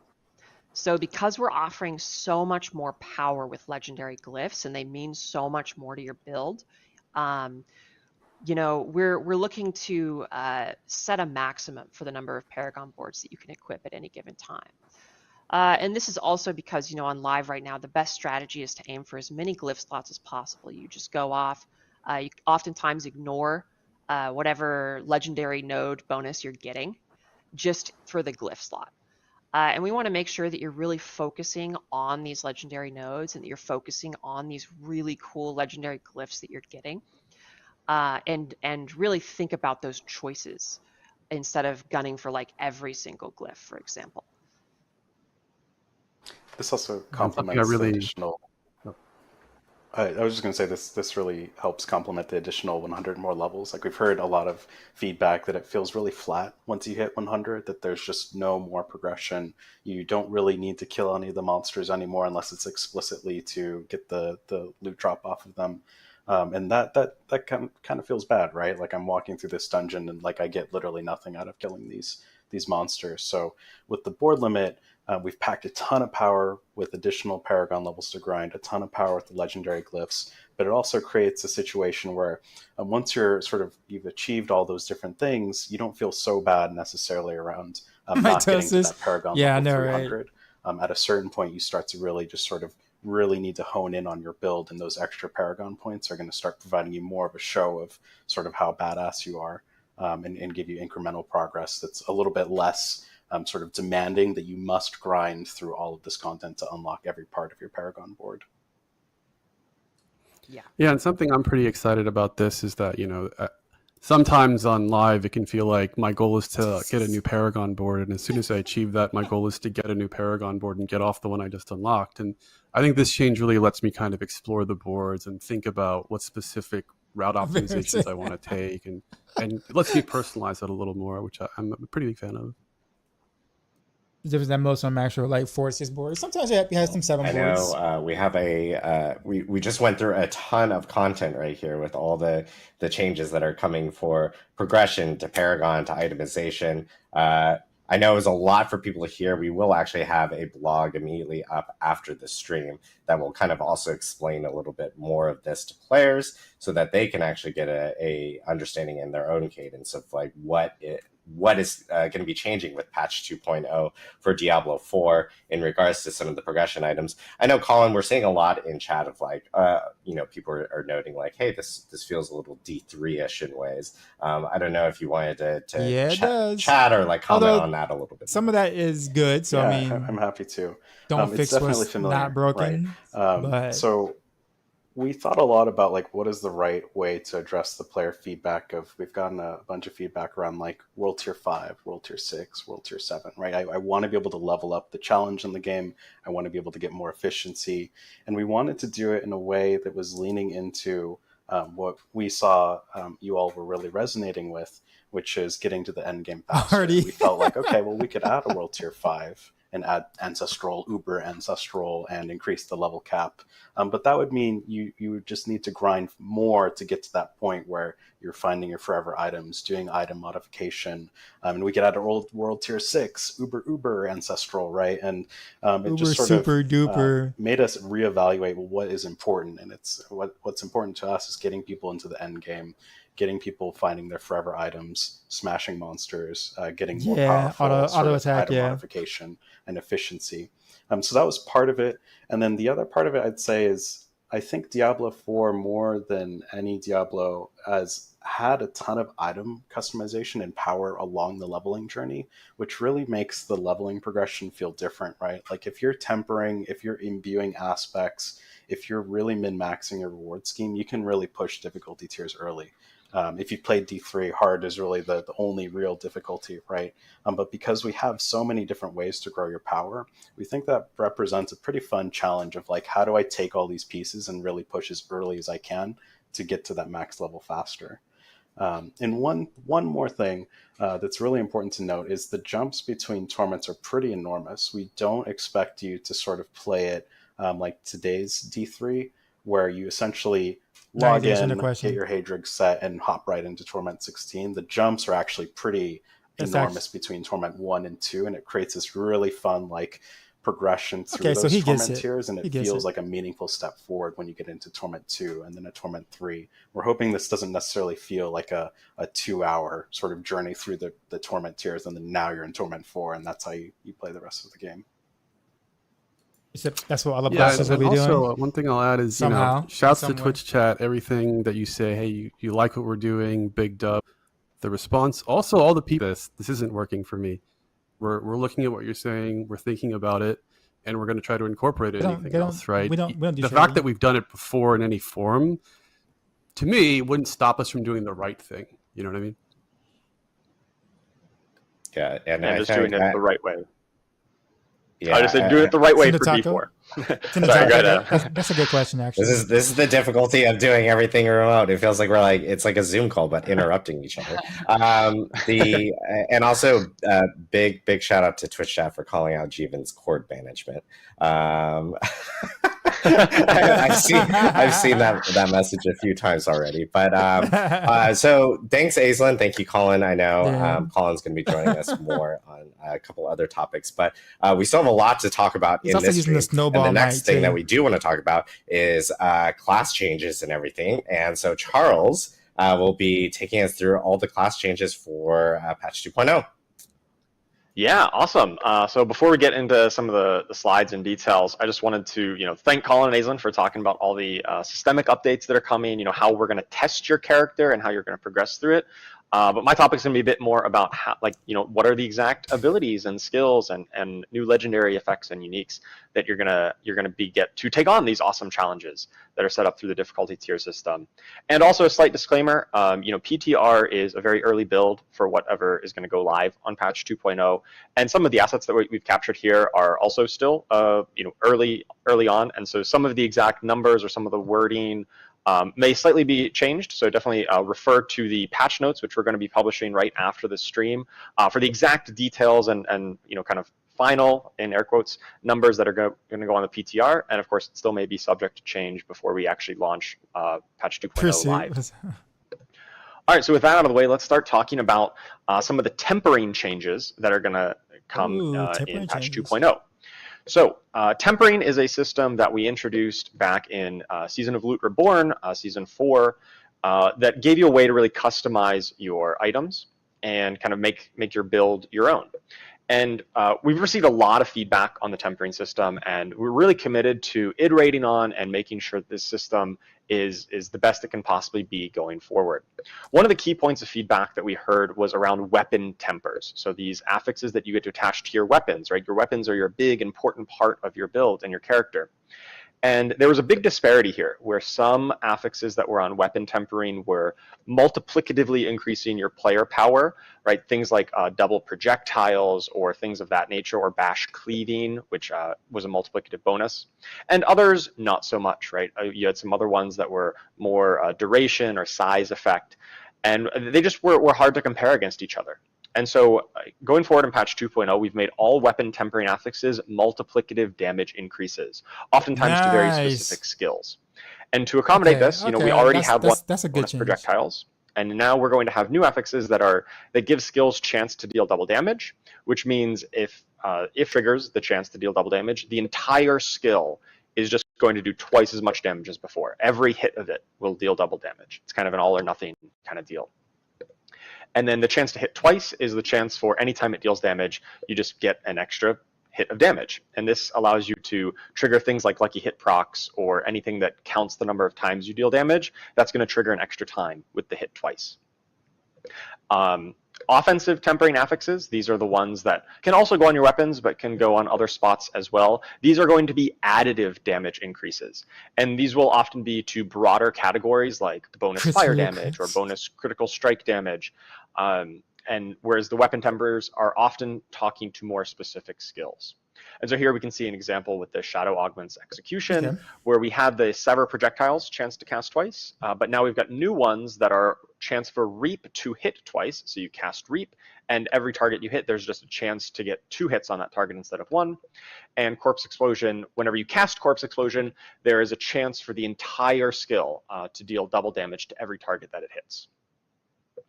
Additionally, we've moved those size and duration affixes, which we think are really cool and really interesting ways of modifying your skills. We've moved those over to the utility category. So they're not directly competing with these multiplicative damage increases. You're not going to feel bad that, oh, I'm missing out on damage just to make my area hit a little bit larger or to have a longer duration on a buff.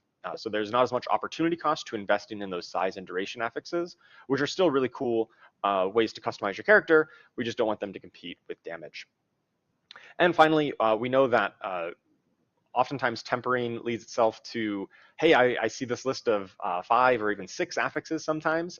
We really are going to try to be limiting tempering recipes to at most 4 affixes that could possibly roll on them, just to give you a little bit better odds of actually hitting the one that you care about than the one that you want, and just to be a little bit easier to kind of comprehend. And even so, we're trying to set this limit at 4, but oftentimes we're aiming for just 3 on the recipe, depending on how the grouping them together in ways that make sense.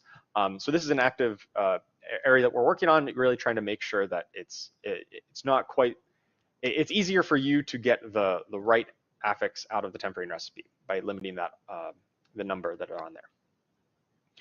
All right, next up we've got changes to ultimate skills. So ultimate skills can now gain skill ranks. This is probably pretty self-explanatory, but just like every other skill in the game, ultimate skills can now be ranked up to rank 5 in the skill tree. And just like every other skill, increasing the skill rank will increase the damage output of your ultimate skills, but it's also going to give you cooldown reduction on these ultimate skills as well.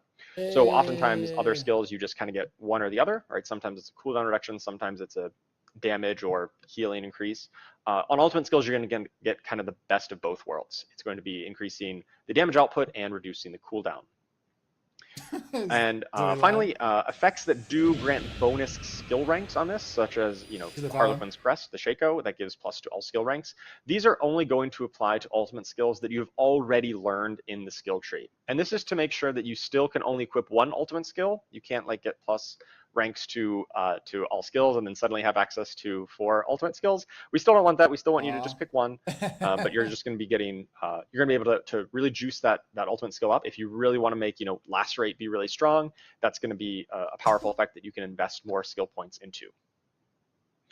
All right, so those are some of the general updates. Let's now talk about the new content coming for each individual class, starting here with our Barbarian. All right, so sometimes you're playing as a Barbarian and you experience a problem, right? You are standing here and there is an enemy over there. What to do? Well, a good Barbarian is going to throw their weapon at the enemy over there to kill them at a distance. Hey. Right, so now we've got a new skill called Mighty Throw. It's going to hurl your weapon at an enemy. It's going to deal damage on impact. And then it's going to stick in the ground and do some pulses of damage over time. So even if the initial impact doesn't kill them, there's going to be some extra pulses there. Additionally, we've got some upgrades for it, just like our other skills. Enhanced Mighty Throw is going to increase your attack speed while the weapon is out. And then you can either opt into Fighter's Mighty Throw, which is going to give bonuses to that pulsing damage. It causes your weapon swaps to pulse for more and give you a bit of barrier. Or you can opt into Warrior's Mighty Throw, which is going to dramatically increase the initial impact damage, and it's going to stun enemies on impact. Let's take a video clip of this in action. All right, so we've got Barb, just a simple example here with a few enemies. Throws out this, ephemeral version of the weapon, lands, deals a big chunk of damage, and then pulses over time before returning back to you. I was a huge fan of double throw in Diablo 2, so this is really exciting. Yeah, it looks sweet too. It's kind of like bluish yellow, like ancient-y kind of color scheme to it. The VFX looks awesome on it. The range barb is definitely happening in patch 2.0. For sure. If you want to spec really heavily into this, yeah, you're going to be throwing weapons out like crazy. That looks cool. We've also got some new key passives and new legendary Paragon nodes for every class here. So for Barbarian, we've got Barbed Carapace. This is a key passive. So it's going to increase your thorns based on how much fear you're spending. And whenever you cast a skill with a cooldown, it's going to grant you unhindered for a duration, which allows you to move through enemies. And then enemies that are close to you are going to take bonus, or going to take damage from your thorns every second. You're going to kind of pulse damage of your thorns every second. Now this is really cool. It really enables Thorns Barb, which we had a little bit of support for, but one of the big problems of Thorns is that you really wanted enemies to hit you and hit you quickly. And this gives you another alternative to deal bonus damage or to really pay off for building up all that thorns with this new key passive. Additionally, we've got a legendary Paragon node, the Force of Nature. Your Earthquakes have a chance to spawn Dust Devils, and your Earthquake damage is going to be increased by your damage against close enemies. So this is really plays into these Earthquakes and Dust Devil effects, which we kind of call sub-powers internally. These effects that are not skills that you cast directly, but some of your legendary effects will spawn these Earthquakes and Dust Devils. This is just a new way to really power those up and blend them together in the same build. Additionally, we're adding some new passives to the skill tree. And this has really helped to give you a way, along with ultimate skill ranks, to spend a lot of those new points that you're getting by leveling up from 50 to 60. Those new skill points you're getting, we're giving you some new ways to invest those.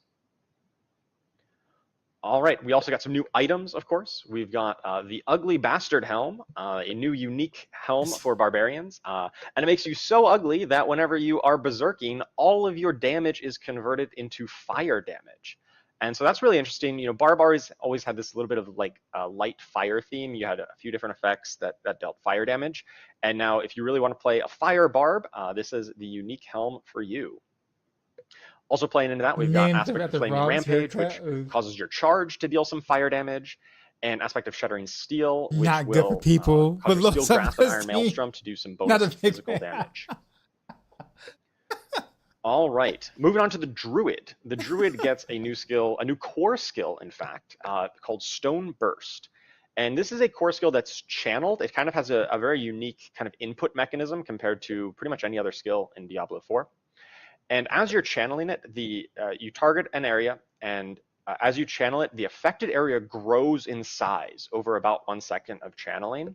And at any point, you can release the channel, and it's going to deal a big burst of damage to whatever size you kind of landed on there. You could tap it really quickly and just do 1 pulse of damage to a small area, or you can channel up for a little bit longer and hit a much wider area, depending on the exact combat scenario you find yourself in, or how the enemies are distributed on the battlefield here. Of course, we've got our upgrades that increase damage to the enemies hit in the initial radius. So, really doubling down on that single target capability of a core skill. And Primal Stone Burst gives you some attack speed, and Raging Stone Burst will dramatically increase the spirit cost, but also give it a ton more damage. So if you have a ton of spirit generation, then that might be the upgrade you look for in Stone Burst. Let's see a video of this in action. All right, so you see it ticks up. There's like 3 different levels, like small, medium, and large. In this one, the Druid kind of held it for a while, but you could release it at any time. And so here you see just kind of rapid firing a lot of quick, small shots, just because they knew that would be enough to clear out the enemies here. And also while you're channeling, it does some pulses of damage to enemies in that area as well. That's kind of neat. The channel explosion is so satisfying to blow up just so many monsters. Yeah, it gets huge, really feels and amazing. It looks so sweet too. I really hats off to the VFX artists who worked on making these look so beautiful. The new skills here. All right, so of course Druid also has new passives, a new key passive called One with Nature that really empowers companion builds. We've heard a lot that players love playing with companions, their wolves, their poison creepers, their ravens, and this is going to be the key passive for you. So all of your companion skills gain an additional companion, and they deal increased damage. And there's also a little bonus, basically, with you gain the passive effect of all of the companion skills. Now, if you're taking this key passive, you're probably taking these companions anyway, but just in case, your build is such that, well, I just want to take, 2 out of the 3, right? I can put wolves and poison creeper on my bar, but, maybe you don't have enough skill slots to put in ravens. You're still going to be able to get the passive effect of that when you take this key passive, because we just want you to have tons of these companions, really leading the charge here. We've also got Untamed, a new legendary Paragon node that plays right into this One with Nature key passive. Casting a companion skill is going to increase the companion active skill, will grant you bonus ranks to all of your companion skills for a time to really buff up the damage of those. Just like before, we've got some new passives coming into the skill tree as well. I think some of these might have some temporary icons on them. So like I said, these were from an early build. Some of the icons or very specific art might be adjusted. So bear with us. This is the nature of PTR and early development. All right, moving on to some of the items. Oh no, we've got a video. Oh right, a video of really leading a wolf pack here, right? So this includes wolves with the Storm's Companion to turn them into lightning werewolves. That's cool. I'm sure there's some other ones here, like Aspect of the Stampede is probably involved. You just have, what is that, 7 wolves following you around? That is really cool. Get to lead That's the really wolf pack cool. with this. This is the best video in our presentation. Well, actually, no, sorry. This is the second best video in our presentation. You guys will see the best video in our presentation, but yeah, it's so good. Yeah. For all you werewolf lovers out there, That is this one is cool. going to be really sweet. I'm really looking forward to playing with this in patch 2.0. All right, so new items. So they've got the Stone of How did Vehemen. they get a better This shadow is clone than Rogue? a unique totem that's going to empower your Stone Burst, the new core skill. So channeling it is going to grant you some damage Clones. reduction, and the final explosion will deal increased damage based on how long you were channeling it. So this just really encourages you to build it up to that max size and let off a huge explosion. And gives you some damage reduction, so you're kind of standing still for a bit. That's okay. You get a bit of bonus damage reduction.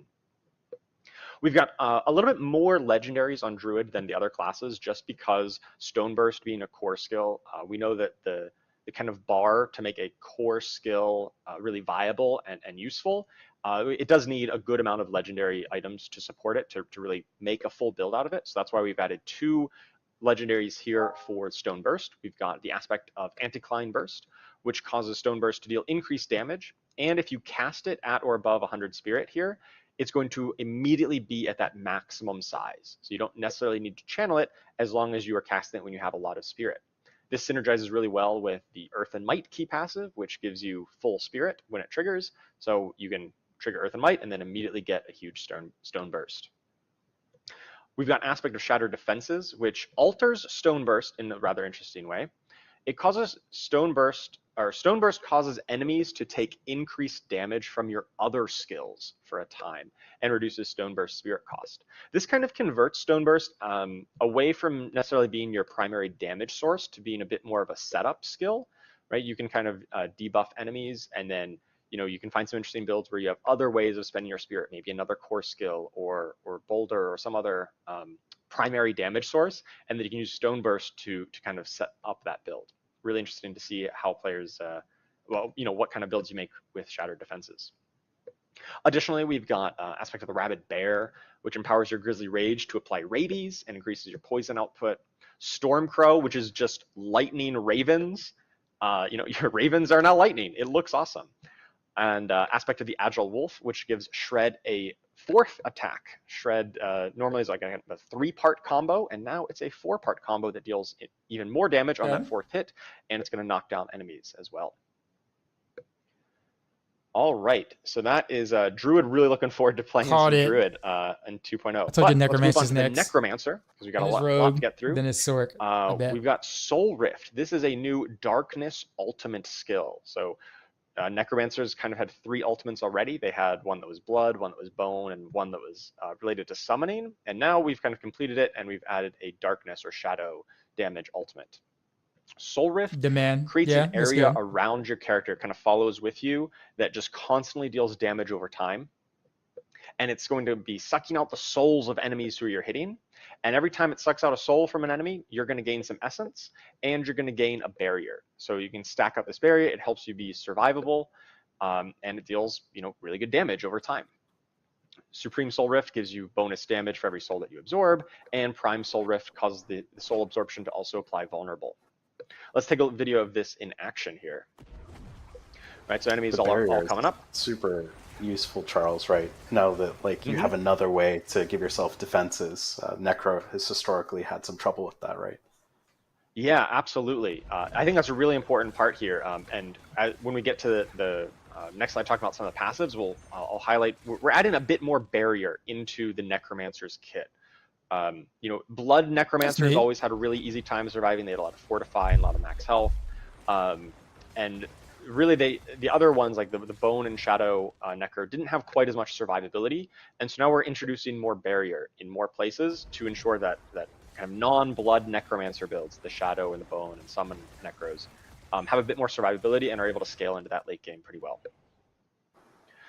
All right, so as I mentioned, the new passive. So they have a new key passive called Affliction that there's this new concept of Affliction where applying vulnerable, crowd control, or shadow damage over time effects to enemies will apply them with Affliction, which is going to make them take increased damage from you and your minions. Additionally, when you apply a curse skill to someone or to an enemy who has this affliction, you're going to do a big chunk of shadow damage. So this kind of turns your curse skills, your Decrepify and Iron Maiden, into offensive skills. You can curse an area and then they take a big chunk of damage as well. And this will scale up with the bonus damage that you've dealt, or the bonus affixes that you have for that crowd control, vulnerable, and shadow damage. And along that same theme, the new legendary Paragon node Frailty is going to cause cursed enemies to take more damage from you, and so it plays very nicely with the Affliction key passive. And once again, more skill tree passives to spend those extra points on. And I want to highlight Necrotic Fortitude here in the upper right that gives you it's just a generic passive that gives you a chance, a lucky hit chance to gain a barrier. And so that's going to be really good for anybody who wants just a bit more bump of survivability and to play into the more barrier focused on Necromancer. Yeah, going back to Affliction really quick, I love the idea of using my curses offensively, like as a damage skill. I think that's going to be such a blast. Yeah, it's Literally. really cool to just, yeah, definitely gonna be blasting with them. I think it's really thematic too. I love playing with it. It's really well with the utility changes. Now that we have way more size increases in utility, it gives you so many more utility options. Budget, no curses get witness. pretty huge. I guess so. It feels great. Okay. Yeah, for all of us who just want to win by debuff spamming, I love that one. Rogue, come on. All right, let's talk about some of the new items coming for Necromancer here. So we've got a new unique item, the Unmaker, a unique helm. This is going to empower the Soul Rift, the new ultimate skill. Of course, you gain some skill ranks to Soul Rift, because now ultimate skills have skill ranks. And every 30 essence that you spend while Soul Rift is active will increase its duration up to 8 seconds. So as long as you're active and kind of spending the essence with the Unmaker, you're going to have a very long duration of Soul Rift. And then for every essence that you gain while it's active, which absorbing the souls does trigger essence gain, you're going to do a pulse of damage around you, some bonus damage. And so it really encourages you to just keep Soul Rift up all the time, be constantly gaining and spending the essence, and it's going to be really, really fun to make that build work. Additionally, we've got Reaping Lotus aspect. This empowers your Sever, your core skill. Sever will no longer return to you. Previously, Sever was kind of an out and back situation. Now it just goes out, and then it splits into 3 specters at the end, deals some extra bonus damage, and then that's the end of the Sever. So it really does empower it on the swing out, and looks really cool. We've got Aspect of Fell Gluttony that empowers your Golem. Whenever you cast your Golem's active, deals a big pulse of damage around it. And your Golem will then consume corpses to reduce its cooldown. Armor Vice. So anybody who really wants to build around all the Golem as strong as possible, squish, remember? this is going to be the aspect for you. And finally, we've got Phasing Poltergeist's aspect, which causes your Bone Spirit to split into 3 spirits that deal a percentage of the damage as well. I think we got a video clip of this one because it looks really sweet. So you cast Bone Spirit at one target, and then it spawns 3 little mini Bone Spirits to seek out nearby enemies as well. So it kind of gives you increased area of effect, and if there's just one target, of course, it'll reconverge back on that same target as well, but also just adds a bit more AoE capability for your Bone Spirit build. Yep. Very cool. All right, so Rogue gets Dance of Knives. This is a new channeled skill for Rogue. It's an agility cutthroat skill. And it also has a pretty interesting mechanic where it has some charges that will recharge, and how long you can channel it is based on how many charges you have. It's going to take 1 charge per second of channeling, but there's no energy cost or just like a normal cooldown. Here you can just channel it as long as you have charges. Wait. And while you're channeling, you're going to be spinning around. You're going to be throwing knives at enemies nearby, and you're going to gain some movement speed and dodge chance. Really is kind of like a spin to win kind of build on Rogue here. Okay. You've got Enhanced Dance of Knives, which gives you some charge refund as you're moving with it, because that's what we really want to encourage is this constant motion, this forward momentum. And Methodical Dance of Knives drops some stun grenades when you finish channeling, or Disciplined Dance of Knives will slow enemies and has a chance to pierce through the enemies that you're throwing the daggers at. Let's take a look at this in that action. does sound like God DH actually. So here we got the Rogue just that's going exactly what it spinning, is. throwing some daggers around at everyone, and yeah. This is awesome for speed farming. This is like the best speed farming skill. And that animation is just amazing. Absolutely. And you can see there at the end they had the upgrade that drops a bunch of stun grenades at the end. Obviously, enemies were all dead, but if you use this to get into a big cluster of enemies, then you stop the channel, you drop some stun grenades, reset some of your charges, and you're good to start spinning again. ton of fun. Yeah, those are perfect for like you run into an elite pack after Interesting. slaughtering a bunch of normals and it just annihilates the elites. It feels amazing. Yeah. All right, so we've got new passives as well. New key passive is Alchemical Admixture, and this is empowering your non-physical damage. So rogues can do poison, shadow, and cold through their various imbuements. And when you deal 3 different types of that non-physical damage, the potency of your imbuement skills is going to be dramatically increased for a time. And the more bonus damage that you build on your gear for bonus poison, shadow, or cold damage, the further that potency gets increased.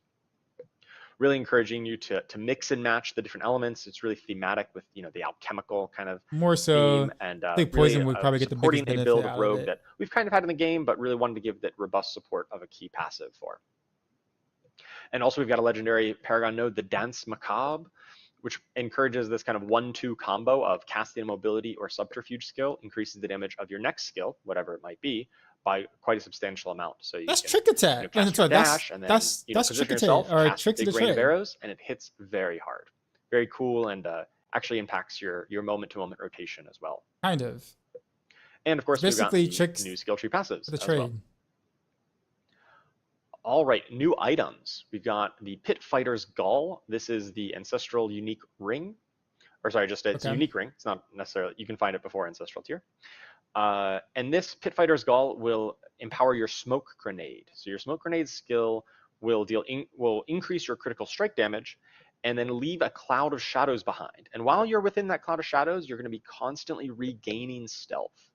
And so there's a lot of interesting ways you can play off of triggering going into or out of stealth. And Pit Fighter's Gall is just They're really trying really to force that smoke stealth thing, as you can tell by like we've got an aspect of the Star damage Shards. on the This ring. is a new legendary to directly support Dance of Knives. And the daggers from Dance of Knives have a chance to shatter, creating more shards of metal that deal bonus damage. And you can now use combo points on Dance of Knives to further increase the channel duration if you've opted into the combo points specialization. Aspect of Poisonous Clouds plays well with Pit Fighter's Gall. When you gain stealth, you create a cloud of poison damage.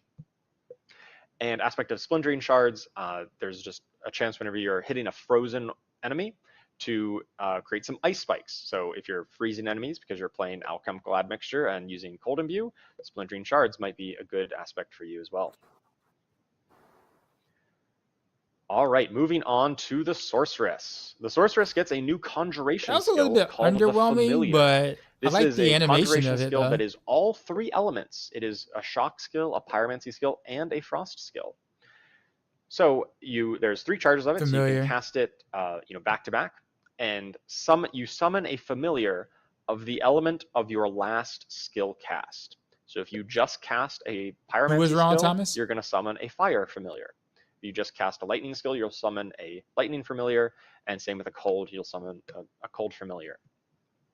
And with the enhanced effect, these familiars will do a bonus effect. So the fire familiar will constantly apply some burning to enemies that it's around, the cold familiar will chill, and lightning familiar will stun. And of course, their damage type is going to be based on what type they are, so that it'll benefit from all of your bonus fire damage. And that aura, Charles, is really great, right, to tap into some of the passives on the Sorcerer. Yeah, absolutely. So, if there's a lot of passives that say, hey, you get bonuses against burning enemies, for instance. I'd hit it too. Now, if you have the Fire Familiar, that's going to really easily be able to apply that constantly, and you're going to have pretty high uptime on having familiars out because of the way the charge and duration works. Let's take a look at this in action. All right, so initially we cast a Frost Familiar here, right? It's jumping around and it's landing, it's doing frost damage. Then we cast a Fire skill. Now we get a Fire Familiar jumping around and kind of dive bombing on enemies. And then finally we get a Shock Familiar, a Lightning Familiar here that's going to deal lightning damage. That's so you can kind of mix and match these depending on what skills you use, what combination you cast them in. And it's really flexible. It fits into a lot of different builds. Even if you're just a pure, say, fire sword, and you just want to do fire damage, you just want to do burning, this could still fit because you're just going to be able to summon the Fire Familiar. But it really reaches its maximum potential as you're kind of mixing and matching these to suit the situation and apply the debuffs that you want onto the enemies. You can have quite a few of these out. For the Sega demonstration, I think we only have a couple of them out on screen, but I think you can have up to 6, right? Yeah, you can have up to 6, and that would make a lot more sense once we get to talk about some of the unique items that are coming with this patch. But first, let's talk about the new passives, and we've got Enlightenment. This really also plays into the concept of mixing and matching the elements. You see it's got all 3 kind of colors on there. Casting a skill grants a stack of Enlightenment or So 3 they just wanted to stacks give if us like your a spin to skill was win a because people different love element God to the DH one from before. So D3. you're alternating And here. that was their way of And kind of whenever you doing gain it. max stacks, you're going to become enlightened, and you get a ton of bonuses for being in this enlightened state. But then it drops off over time. It's really a reward for mixing and matching those elements, more so than any other key passive we've had on Sorc before. And similarly with the legendary Paragon node fundamental release, each fire, lightning, cold attack you make against an enemy increases the damage they take from all sources by 10%. So you really need to hit them with all 3 types to gain the maximum bonus here. All right, on to the unique items. That's true. So Side Bindings, this is a unique gloves, and this plays right into the familiar. So whenever you cast familiar with this unique on, you're going to summon all 3 elemental variants at once. However, it does come with a bit of restrictions on it. So familiar's duration is going to be dramatically increased, and its cooldown reduced, but you're going to have 1 less charge of it. So you won't be able to spam this quite as much, but you press the button once or twice, and then you get the max from familiars out. They're all over the screen, and they're going to last for quite a long time with this unique glove. So it's going to be really, really powerful too. If you're all about this conjuration build, all about amping up the power of the familiar, it's an awesome unique for that. Additionally, we've got new legendaries for the aspect of overheating. After channeling Incinerate for a time, you're going to deal bonus damage to the target. And casting Incinerate will refresh and maintain the bonus. So really just powering up your Incinerate. Charged Flash, this empowers charged bolts. And after you hit a certain number of enemies with charged bolts, your next 3 casts of charged bolts will no longer send out bolts. They're going to send out big waves of lightning that deal even more damage, and it's always going to be a crit. And then aspect of Elemental Constellation, once again, more about the mixing and matching of all 3 elements. Casting one of the elemental skills will summon a matching type elemental dagger that'll pierce through enemies. And the damage of that dagger is going to be increased if you get all 3 of the different element types in that time frame. All right, so I think, we've got new mythic uniques. Of course, how could I forget? New mythic unique items. These are the strongest items in the game. We've got Shroud of False Death. And I think the really cool part about this is it's just inherent affix. It's going to grant +1 skill rank to all passives. And this is really awesome. As we're adding new passives into the skill tree, this is just a ton of power for this new unique chest. And its effect is, if you haven't attacked in the last 2 seconds, you're going to gain stealth and bonus movement speed. Now, stealth historically has just been a mechanic that has been on rogues and a little bit on druids with the werewolf builds. But now every class, if you get this mythic unique, is going to have some access to stealth. You can drop out of combat for a little bit, and then you get into stealth, and you get tons of movement speed to maybe move on to the next pack or move somewhere else in the dungeon. And it's a really simple line, all passives, but it's literally all passives, which is insane. Like it's incredibly powerful. Absolutely. So we've also got the Air of damage Perdition, a mythic angels unique and helm. demons. And this one has an interesting effect. So it says, give into hatred and earn Lilith's favor, increasing your damage dealt by 60%. So just baseline, this is a huge damage bonus. And the second line here says, slaughtering enemies to briefly steal Lilith's favor from, or slaughter enemies to briefly steal Lilith's favor from nearby allies. So this means if you're playing in a group with somebody else who happens to have the Air of Perdition equipped, you are able to steal Lilith's favor from them. Lilith will only favor one of you, and you actually gain double the bonus of this, right? If you steal someone else's favor, you get 120% bonus damage, and they would get 0. So kill steal. But if you're just playing this solo, no one else has Air of Perdition around, it's just a flat 60% bonus damage, which is still a ton and very impactful for a mythic unique. Okay. All right, I believe that is actually everything. Wow, that is so much new class content, new skills, new legendaries, new everything. And I didn't even get to talk about some of our other, more regular class balance changes, updates to existing skills and legendaries. So make sure you definitely check out the patch notes. There is still more changes to come, but we're already really deep into this Campfire chat, and we didn't want to extend it too much longer. So make sure you check out the patch notes for all the details on those other changes coming. Look forward Yeah, for thank more you of the so much, favors Charles. reserved. I know we have gone through a lot of information. We're in hour 1.5 of this Campfire chat. As I said, and I mentioned on social, like this is going to be a very beefy Campfire chat. We still have 2 more things that we do want to really cover off. And as Charles had mentioned, there are a lot of The helm other is class mental. changes that we didn't actually fit within the presentation, like a lot of balance specific items. So that will be on patch notes, and patch notes will be available on our blog for PTR immediately after the stream. So please check that out. We are going to jump into some quality of life items. And so, Colin, do you want to take us through some quick quality of life items that'll be coming with 2.0? Yeah, I'll go quick so we can get to the super exciting, cool thing. Yeah, so the first one here is you can now select your preferred town portal location.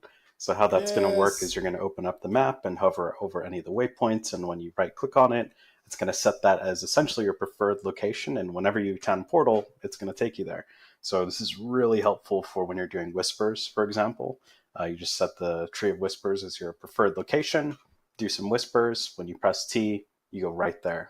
You don't have to open up the map, then click on the waypoint, then click on accept. Like, it's all very seamless, and it's just removing a lot of the inputs that you have to do to get back to town quickly. W. The next thing here is we're adding a dungeon key inventory tab for things like nightmare sigils. So that just gives you more space for more activities. So much room for activities. The next one here is we've done a pretty substantial rework of monster CC, and this is in the spirit of we want to have really clear sort of delineations between normal monsters and elite monsters, and we didn't like how often you were getting slowed down and how mandatory unstoppable could feel. So, it always felt bad to be fighting this huge horde of enemies, and you see this elite, and you're paying attention to the elite, and then like this goat man Mauler comes up and like sneak attacks you and knocks you down for 3 seconds, and that's the thing that kills you. That always felt like bullshit, right? So what we've done is we've sort of overhauled a lot of the normal monster CCs to be quick and snappy. Like, you still feel them, you kind of want to avoid them still. But they're much less sort of the reason why you die entirely. So the vampire impale, when like the two-hander like comes and stabs you and stuns you for 3 seconds, that's turned into an immobilize. So you can't move, but you can just smack him in the face. And then the werewolf leap is another great example where previously they'd come out of stealth and like leap attack on you, and you get dazed and you'd walk around confused. And now they just does a quick knockback. This next change here is small, but I think it's a blaster's delight, which is all the monsters that had really long death animations all die instantly. You don't have to wait for the loot to hit the ground. It's very satisfying. The big ass like spider hosts that crawl towards you. When you kill them, they pop instantly, and all the spiders go and hit the walls, and it feels great. The zombies feel really good too. It like they pop instantly when you kill them. And it's a very satisfying experience. So this should speed up combat quite a bit, and it just feels really good. The next thing here is their socketable inventory tab, another tab for you to put socketables like gems and other socketables. And then there's also an additional stash tab that we're going to add. The next thing, if we could roll the clip, we took out just about all the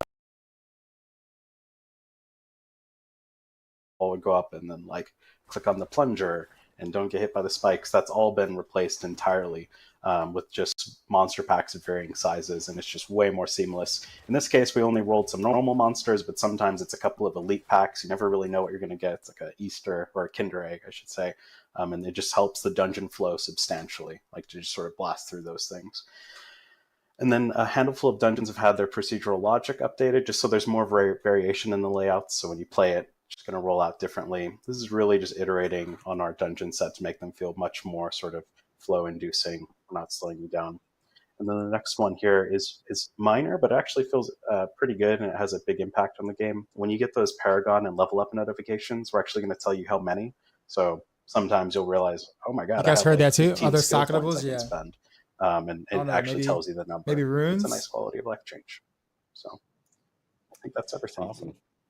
Sound like Thank you, he Colin, didn't for wanna running tell us through what it quickly. was. I appreciate the efficiency of going through all the quality of life changes. Now I know Jeevan has been very quiet over here. He's only chimed in a little bit.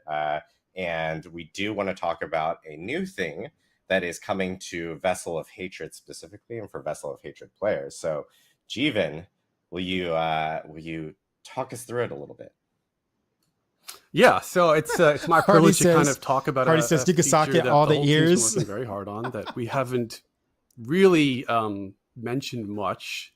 And we looked at the expansion. We had all these cool things, Torment, new class skills, Spiritborn, but we thought there was a hole, and we wanted to particularly give build crafters a new way to play for Vessel of Hatred. This is for folks who, like me, whose dream cooking show has nothing to do with British baking, but instead would be called Colin's Kitchen. Twitch chat, if you would binge Colin's Kitchen, let us know. Let's. And I think some of you already kind of have an idea.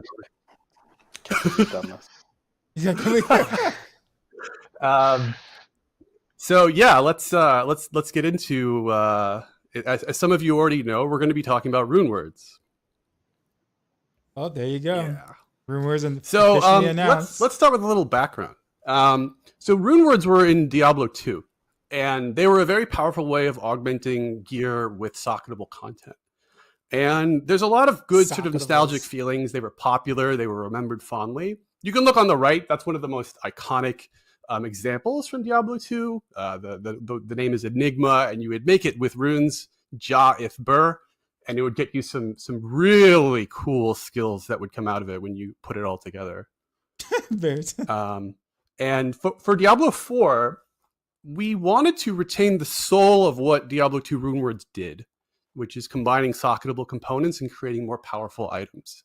But we also wanted to do something that felt appropriately fresh and new. And we wanted to lean into what's unique about the modern game to make the Diablo 4 version of runewords and make it stand on its own and really feel like the right version to be given to players. Yeah, and what was so awesome about Diablo 2 runewords, right, was you got this set of runes that made a god item, right, and it broke the rules, like being able to teleport on other classes. Like, what the hell, Barbarian is teleporting across the screen? We really wanted to embrace that in a way that extended builds and didn't necessarily enforce you must play with this item. And we're really excited to share what that's sort of manifested, right? Yeah, and you all have a lot of builds that you started with from the base game, and we want to add on to those. There it is. Okay. So, what are rune words? They're a way for you to make your own spells. So there are two types of runes. There's runes of ritual, and they specify actions from the player that they have to trigger. So you can see the example here of the Yule rune, which is a legendary quality rune of ritual. You have to cast a skill, which has a cooldown. So, Frost Nova or something like that. Then you have runes of invocation. And these grant powerful effects as a result of satisfying those runes of ritual. So the example here, the Gar rune, gives you 2.5% critical strike chance for 5 seconds. And you can stack up to 10 times, up to 25%.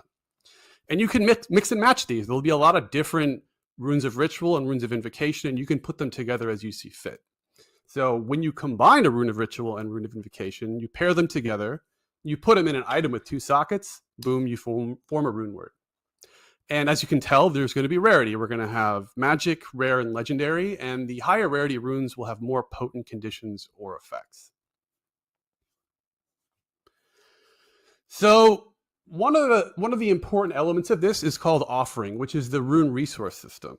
So your runes of ritual will generate offering, and they're meant to feed into their linked runes of invocation so that they can consume that offering. And the sort of more demanding rituals that we would ask of you as a player gain you more offering. At the same time, the more powerful invocations that you would try to get require more offering. And so there's sort of like shared economy there. So if you can look at these runes on the right, you get 50 offering for casting a skill with a cooldown. And this rune only requires 25 offering for it to trigger. That's where overflow comes in. Overflow is when an invocation receives an offering in excess of what's needed to trigger it.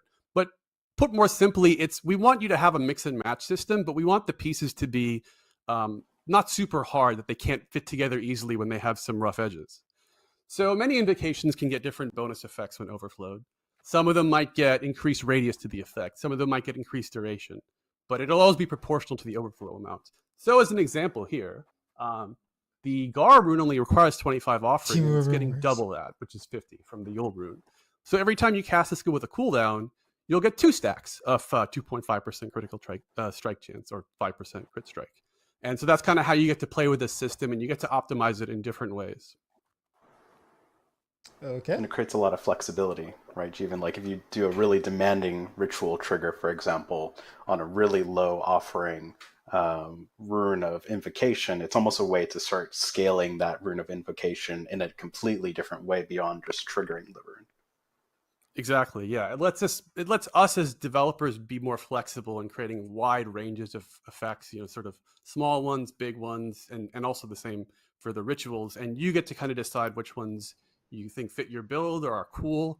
And we do our best to make sure that you can almost cook up anything.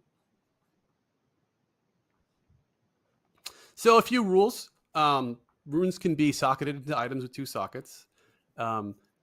We've added another item to get 2 sockets for Vessel of Hatred. So you'll have your helm, your 2-hander, your gloves, your helm, 2-hander, pants, and chest.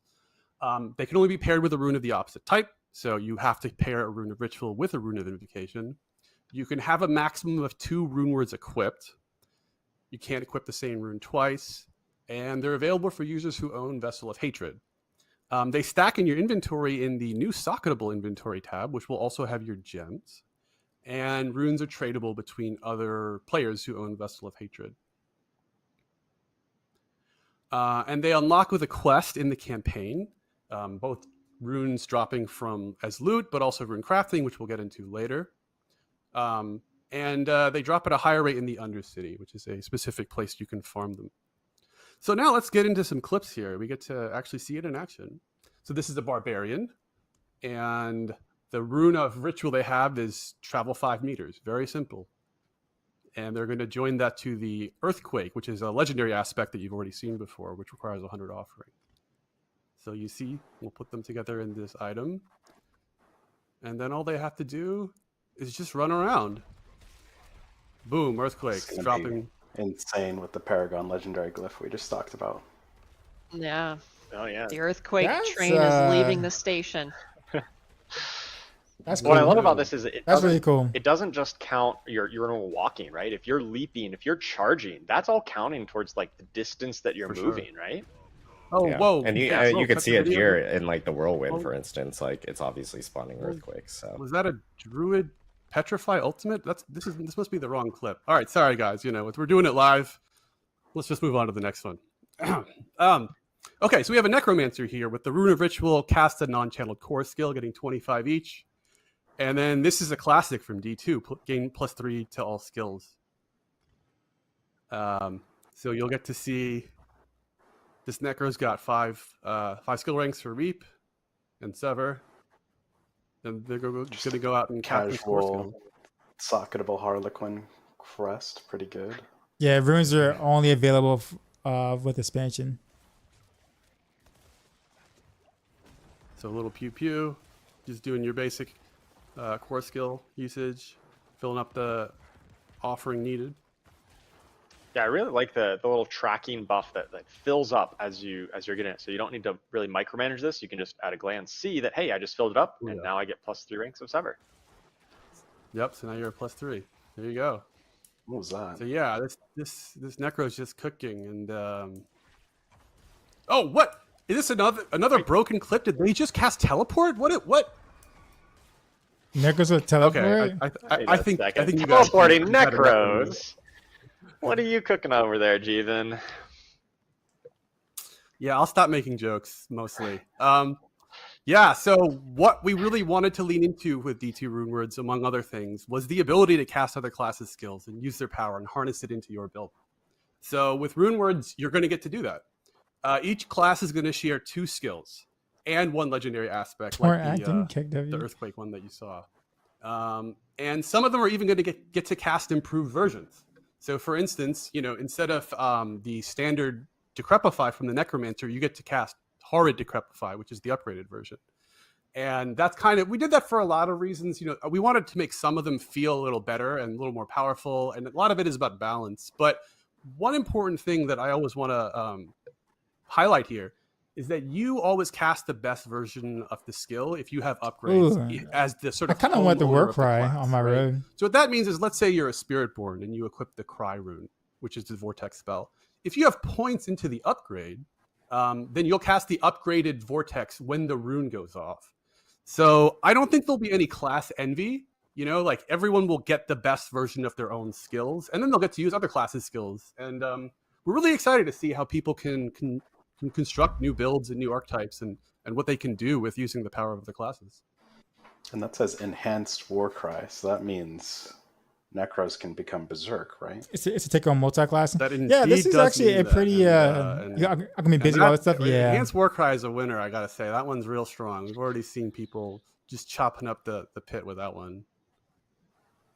Yeah, absolutely. I'm really looking taking, forward to what I'm taking interesting new enhanced combinations Warcraft and on builds you my can come road. up with by dipping into like no other reason class not to. skills in unique ways. It really just like multiplies the possibilities of what you can do with any given class.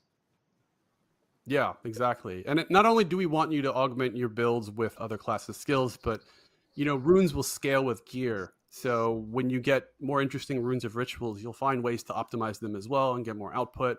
So we really feel like people will have a lot of theory crafting that they can build off of the rune word system. And I'm very excited to see how you break the game. By the way, that's what you should do on PTR for me. Just break the game. See every build you can find that totally destroys everything. So now we have the crafting element. So using 3 of the same rune, you can use them to roll a new rune. You go to the jeweler, or it might not be the jeweler, but we'll see. And you will combine 3 of the same exact rune, and you'll get a new rune out that is guaranteed to be different than the rune you put in.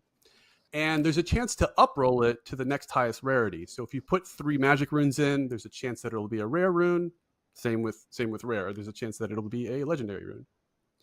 And then on top of that, we'll have the ability to craft mythic uniques. So you can use runes.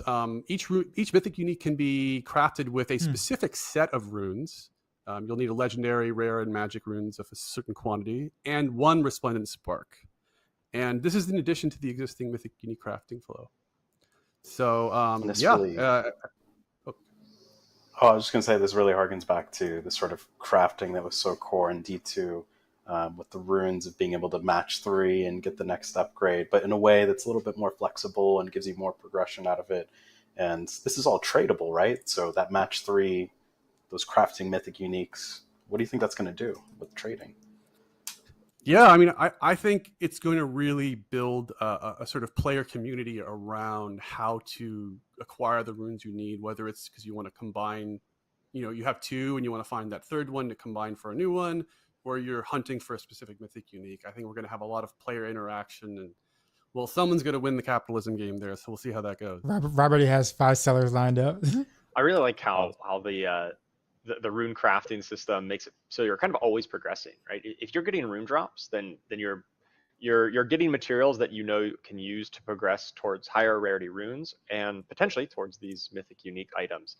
Unlike some of the other loot drops, if you don't find a good piece of gear, it just ends up being salvage. Here with runes, you're kind of constantly getting some of that progression, even if it's not always the perfect rune right now.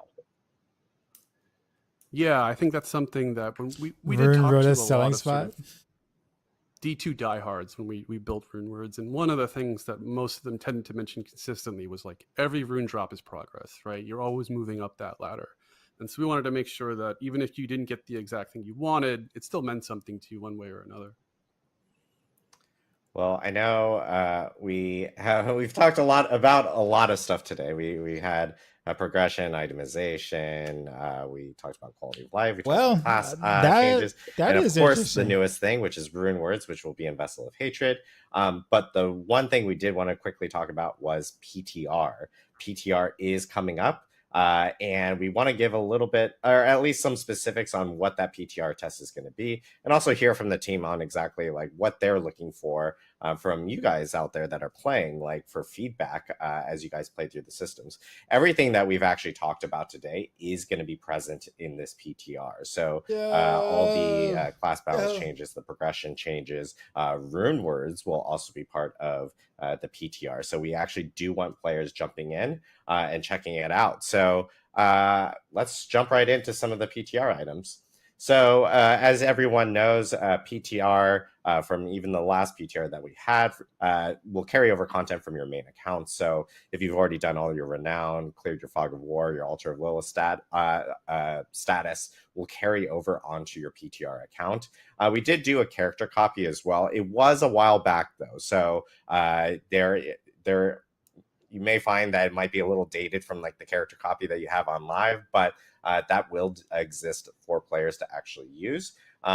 One thing I will note is that we are planning on having 2 different testing phases for PTR specifically. The first testing phase will actually begin next Wednesday and will run through Friday about midday, where we're going to actually give players the opportunity of kind of just starting characters from fresh because we really need people to try out the new progression systems that Colin and Aislinn were talking about specifically in the beginning of the stream. So Wednesday through midday Friday, we really need players to jump in, check that out, give us feedback specifically regarding anything tied to the new progression systems.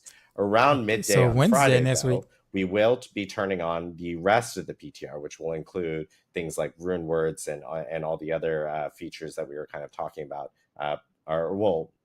All the other features will be part of it, but rune words and things like that will be turning in on Friday. One thing that we've heard from feedback from players specifically, especially as we have addressed this in the past, is that there is going to be a boost vendor available for this PTR. So in Kyovashad, players will be able to go and visit this specific vendor. This is the best video that I was talking about because this Fallen is dancing and it looks absolutely amazing. This vendor will be available and you'll be able to interact with it. And this vendor will actually then be able to provide you a ton of enhancements to your character, which we do have a list of here. So you will be able to boost your character up to level 50. Level 60, of course, which is the new level cap after Vessel of Hatred actually ships. We will end up clearing out your whole map, your waypoints, Fog of War. We will do your class mechanic stuff and have that already unlocked. All torment tiers will be unlocked. Your potions will be upgraded completely. And then I know based off of feedback that we got from like the last PTR was, hey, it'd be great if we could generate like legendary items, if we can get all the unique items, all the runes, that's new now, but all the runes and everything like that, including masterworking materials, that will actually be available in this vendor. So this is a way for players to be more efficient while testing and being able to give us more feedback, especially around endgame related items. So we really need players to jump in for PTR. One last caveat I do want to mention is Infernal Hordes will not be available in this specific PTR. We are still doing some work on that right now before we actually get it ready, but all the other features within the game will be available. Infernal Hordes, as I mentioned, it's a permanent feature, so it's coming back to the game no matter what. And then separately, I do want to remind everyone that PTR right now it is still just PC Battle.net only. This does give us the flexibility of being able to upload, change things on the fly, like things like turning rune words on Friday, for instance, gives us we have the flexibility of being able to do that on our own platform. So it's just easier for us to be able to have that additional work from our side to be able to make things like that happen when we can do testing specifically from that end. But Colin, Aislinn, I'd be really curious to hear like what you guys are looking for specifically in this PTR from feedback from players that they can focus in on and provide feedback on as they go into the test. Yeah, so I think we really want to see people focusing on the new journey. So starting from level 1 and feeling out what difficulty tier is right for you. And if that feels like it's the difficulty tier that you would expect to be on based on how powerful you've managed to make your character and how many of the progression systems you've engaged with. Like if you engage with tempering and you go all out and you're like I'm going to make my character a blaster even though they're only level 30, like how far can you go with that, and are you going as far as you expected you would be able to go? Yeah, those are great points. It really is about, are we hitting that expectation that we've sort of created, right? Which is, we really loved how the Mind Cage was functioning. We loved how tormented bosses felt in terms of having hard mode versions of things. Are these difficulty tiers sort of meeting those expectations of all the things that we have had in the previous game now mapped to a more streamlined system that should be much, much easier to navigate? Awesome. And I know on the class side, like Charles, what are you kind of looking for? What's the team looking for on that front? Yeah, I think we're really looking at the new skills and the new key passives for each class and how they're usable at all points in your character journey, right? They should feel good to press when you just first learn these new skills. But they should also feel really good when you're in the late game and you're trying to, make a build all around them, right? Around your stone burst. Like, does it feel like that has enough support and that you can, make a stone burst build or Dance of Knives and or all the other different skills? Like, do they fit in? What's their appropriate power level? And really want to make sure that the new skills and the new key passives enable new ways of playing our classes and they feel satisfying to build that way. Awesome. And Jeevan, I know you mentioned to everyone, break the game with rune words. So is there any more extra items you're looking for in terms of feedback? Yeah, I mean, it's definitely mostly about that. I want to see what people come up with. I want to see, what you can cook in terms of builds. You can do something fun or cool or unexpected. And also, I'm highly interested in the sort of balanced feedback. I think we'll get it from all of you, but we've had a lot of people on the team work very hard on conceptualizing how to make sure this stuff is right on the edge of broken without actually being broken. And you'll get to prove me wrong if that isn't the case. Yep. Awesome. Well, I know we do want to jump into a little bit of Q&A before we kind of wrap up. I know we've been here for a little while, so we'll try to grab some questions specifically from Twitch chat. I know probably the most popular question right now from the community is about Armory, and I do want to start off with that specifically. And I do also want to just confirm that we are working on an Armory. The team is cooking on it right now. We just don't have it ready immediately, but as soon as we have an update, we will be providing that to the community. There is work for an Armory happening. We're not purposely ignoring it, I promise you. And it is in the works specifically from that end. So I know what's the surprise? We have questions from Twitch chat, so this is where I actually butcher everyone's name. So in standard fashion, I will continue to do that. It's just a little different now because I actually have a screen in front of me, which is actually really, really beneficial. But I guess we'll start off with a question regarding the different difficulty tiers. So this is from Double DHZ, which is, since we now have 8 difficulties, does this mean with power increase in later seasons, more difficulties will be added? Are we planning on adding 20 difficulties like in Diablo 3? What's the plans around that? Yeah, we want to be really measured in terms of when we add difficulty tiers. I think it sets us up for adding them when we feel like it's an appropriate time. We don't want to get to a spot where we have 20 different difficulty tiers. We want to have just enough granularity to support the amount of power that we're adding.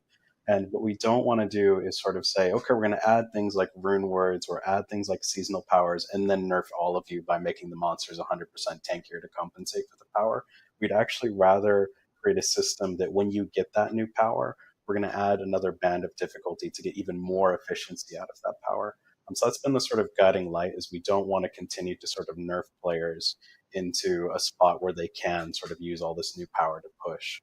A great example of that is previously in seasons, we would actually increase monster health to compensate for some of the seasonal powers. Now, if you get seasonal powers, if you're blasting Penitent and leveling to 60 faster, good for you. That's something that we think is actually really important to the system. Awesome. I know next question that we have, this is a question I've seen a decent amount. This is from Explosive Cat. hopefully your cat is not exploding. What's the purpose of nightmare dungeons now that glyphs have moved out of pit? Good question. Yeah, so nightmare dungeons are going to be where you receive your masterworking materials. And Hey, what? because nightmare dungeons are going to be following the difficulty tier system now, you're going to be able to go into higher torment tiers, or rather higher difficulty tier nightmare dungeons, and get more masterwork materials out of that.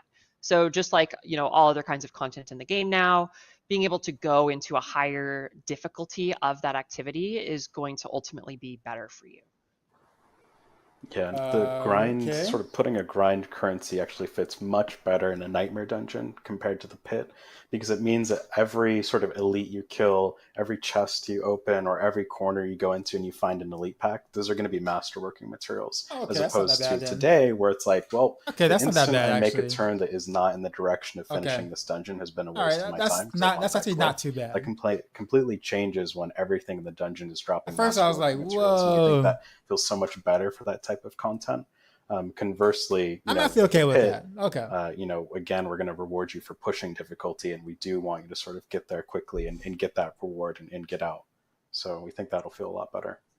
Yeah, so just for people, because I think when they immediately Yeah, I heard, think like, that's well, where now it's we're just moved probably to still being nightmare voiced dungeons, too. and it's just at the end. It's actually part of the whole nightmare dungeon. It's not just Yeah, the biggest end comment. goal, I agree. getting to the end and getting, you know, masterworking materials there. Just want to clarify for chat, because I know immediately a good amount. There's a good amount at the end when you kill the boss, right? Of course, the boss has to have good shit, but like, what's really gonna feel Colin. great is like I when you love run this. into a I massive love the way he elite talks pack. it. Like you just Of course, the boss has to have good run shit. into, Yeah, you you're know, right. we spawned maybe too many. Those are all going to represent, you know, little loot bags of masterworking materials, which is going to be huge. Awesome.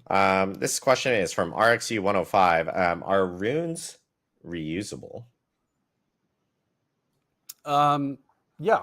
So, by the way, I just want to say, chat. I've been reading Twitch chat, and what you've said has struck a chord. Anyway, yes, they will be reusable. Can't take you anywhere.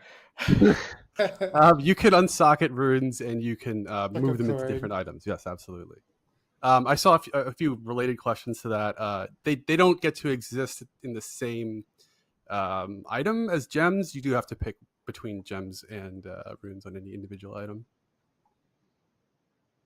Awesome. I know there was a question related to. We don't read Barrington. Another, well, at least Promote him, I don't know. I don't know, AFC. Charles, you want to answer this, or if you have additional details. There's a lot of questions related to one of the mythic uniques, and it's additive damage to demons and angels specifically. I don't know if you want to talk about that. I will confirm that is the wording on the effect. Plus damage to angels and demons. There you go, guys. We'll just leave it at that. And no further comment. I know, yeah, no further comment on that. Additional question that we have related to Paragon is, why cap the amount of boards instead of just capping maybe the amount of glyphs we can use? This is from Hotner. Yeah, that's a really good point. Something that I think we can take back and really think about. We had discussed, and we felt like the cleanest solution from just sort of the flow perspective was that we wanted to just make it really sort of compact and make those choices about which glyphs and which legendary nodes and eventually what rare and magic nodes matter to you. But that's really good feedback and something we can continue to monitor as we go into PTR and as people get their hands on it. Again, it's really about making those boards more punchy, and the connections between those boards is something that you navigate during your journey. But the sort of end point is about making those really chunky choices on what glyphs you want and what legendary nodes you want. And we think that ultimately, especially now that Paragon is realm-wide and all your alts, I think we touched on that earlier, all your alts get to benefit from this. It's really going to streamline that process of getting your points locked in quickly on those alt characters and get them into the end game really quickly. But that's a really good point of feedback. A question from WTF? Akalaka. See, this is bad. Yeah, you get the point. Well, everyone need to be in Kyovashad to change difficulty like it is currently right now. That's a good question. We've added, actually, yeah, so you could imagine how obnoxious it would be to do the pit in Karagar and then have to go to Kyovashad to then unlock the new Torment tier that you just got. So we actually added difficulty tier selectors in Karagar as well as Kyovashad, in addition to Kyovashad. And then we also have one in Kurast, and there's also another one, I think, near the Dark Citadel entrance. We've added them in a few locations across the game just to make that a little bit of a better experience. Question from a few people. There's like Corinter, there's another question from 9 Tons of Pain. Are glyphs kind of shared between all characters in the realm, or do they have to be leveled up separately? So those are still leveled up separately, but that's something like going forward, we definitely want to emphasis on like making alts more seamless to play into, and we definitely there's some underlying feedback there, which is, wouldn't it be great if the Paragon glyphs were account wide? And it's like, yeah, that's something we can take back to the team. And philosophically, we really want to start moving towards a direction where making alts is really easy to get into and feel powerful. So that's something we can definitely take note of. And I'll also highlight that, right, because the Paragon points are shared account wide or realm wide, as it were. If you make a new character, you're going to get a ton of Paragon points right away, which increases your power level, which maybe means you take on a higher pit tier, and then you get the catch-up mechanic on leveling up those glyphs. So it is a little bit easier for your alts to level up those glyphs as well, even if it's not 100% That's a good point. shared. Actually, yeah, good point. Yeah, that's very true. You can level up them. You can level them up really fast in the pit if you're pushing deep. There is a question regarding Eternal Realm characters, like, what happens to them when 2.0 kind of launches? What's the, like, I'm assuming because they already have like 925 gear, if they're at max level, they'll be brought down to that new eye level that we had mentioned. Is there like any specific changes or anything, or is it kind of laid out exactly kind of how we presented?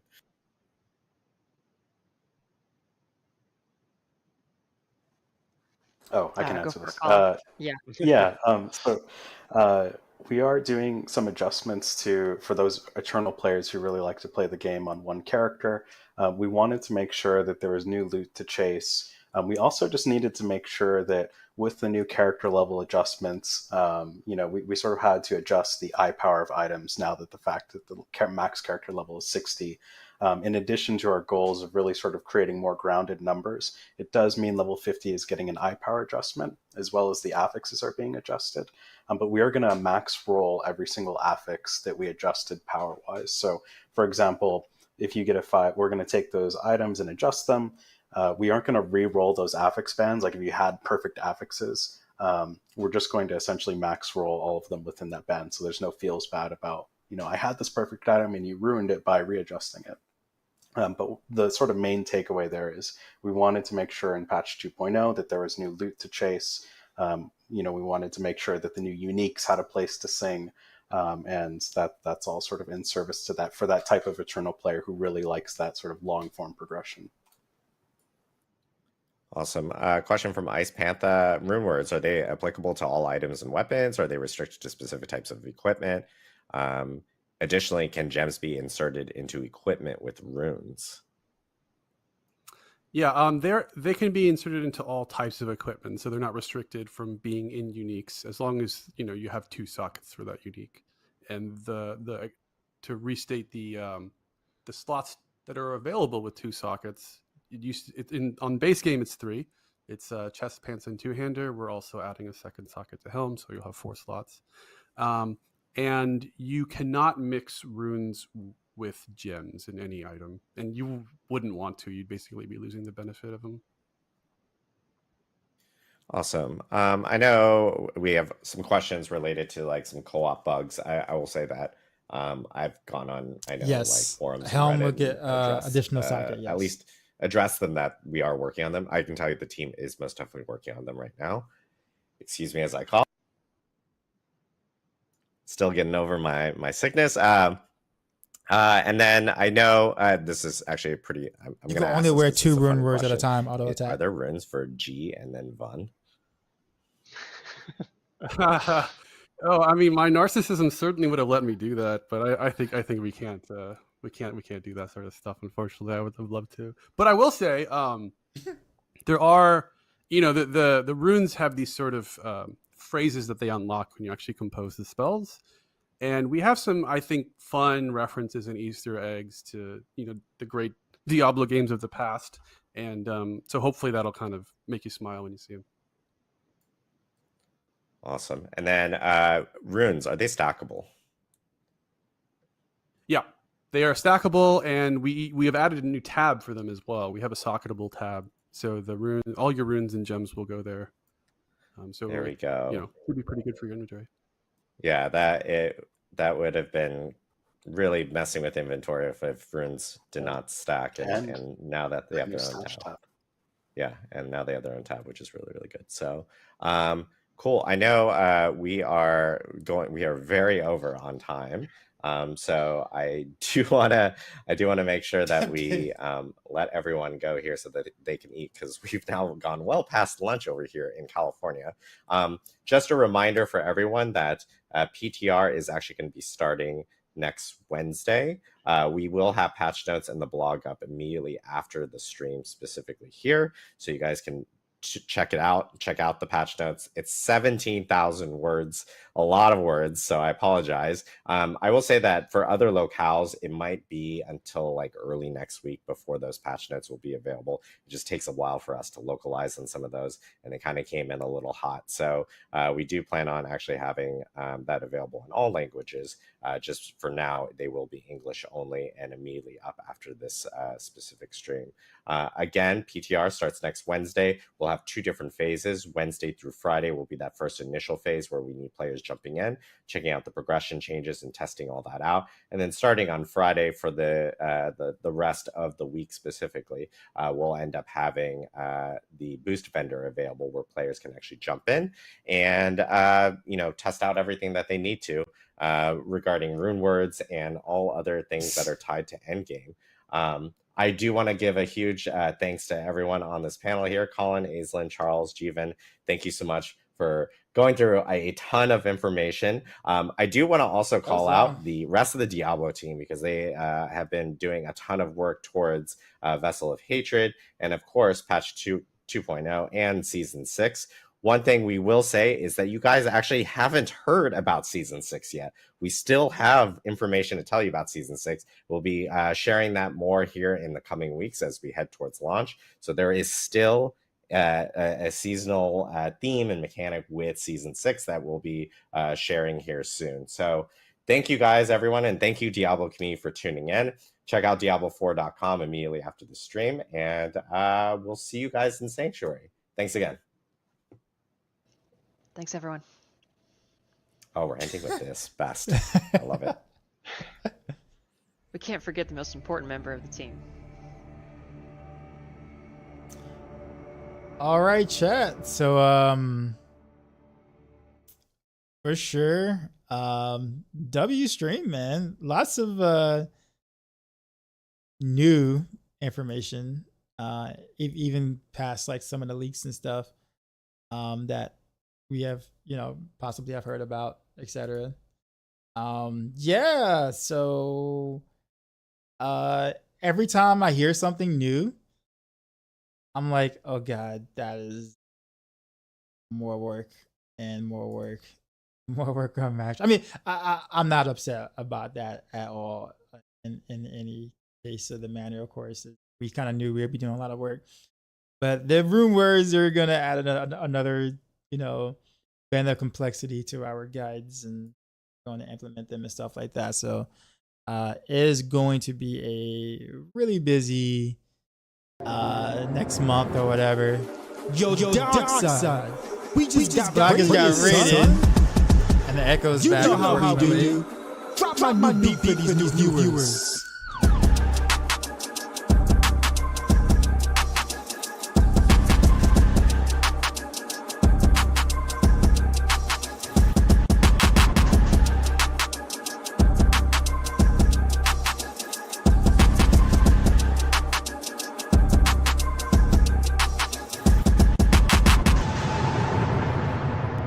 Sheezy.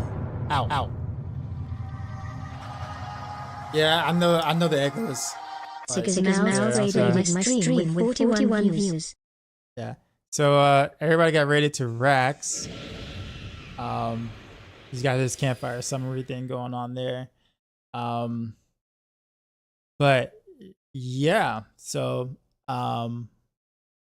wait, where's my thing? Yeah, appreciate the rating. I'm probably not gonna be on too much longer myself because I got somewhere to be myself. But hold on, let me get the music back. At least for the Twitch people. There we go. It's all good, man. All good. So, yo, love the guys, my dude. Thanks, man. But yeah, it is interesting. I'm actually on the fence about the new rogue stuff. I think the whole spin to win God 6 thing is back, and that's kind of neat. The whole kind of upkeep using grenades, I feel like this feels very forced. Because they've been forcing us to try to use grenades for a while. But we'll kind of see how that really plays out though. I think that would be a really popular skill though, in terms of just like the whole like, spin the win, the whole God 6 feeling thing. So I think it would end up being a popular skill. It's probably something that personally I'm probably wouldn't play much with, honestly, just because it's just not my style of thing. But I certainly will try it on the PTR though. Like that'd be one of the first things I do try, just because obviously it's new, it's brand new. So I'm gonna be interested in like playing around with it and whatnot. I wonder who's gonna be tasked to writing a guide for that that particular skill on the rogue side of things. So considering that everybody wants to play Spiritborn at launch, like who's gonna want to be tasked for like the new rogue skill build or whatnot. So yeah, Doc said the barb guy. Who's the barb guy? Those are getting even more complex. That's true. Level cap, yeah, the new level cap now is 60. Oh, he can do the rogue spin to win. Gotcha. Yeah, I oh, Condies. But no, so yeah, man. So I think basically how I've always said, said that the new key passer looks pretty nice. I'm kind of on the fence about that because imbuements in general, like potency for imbuements isn't really that exciting on Rogue right now. Like you can technically do imbuement potency stuff on Rogue right now.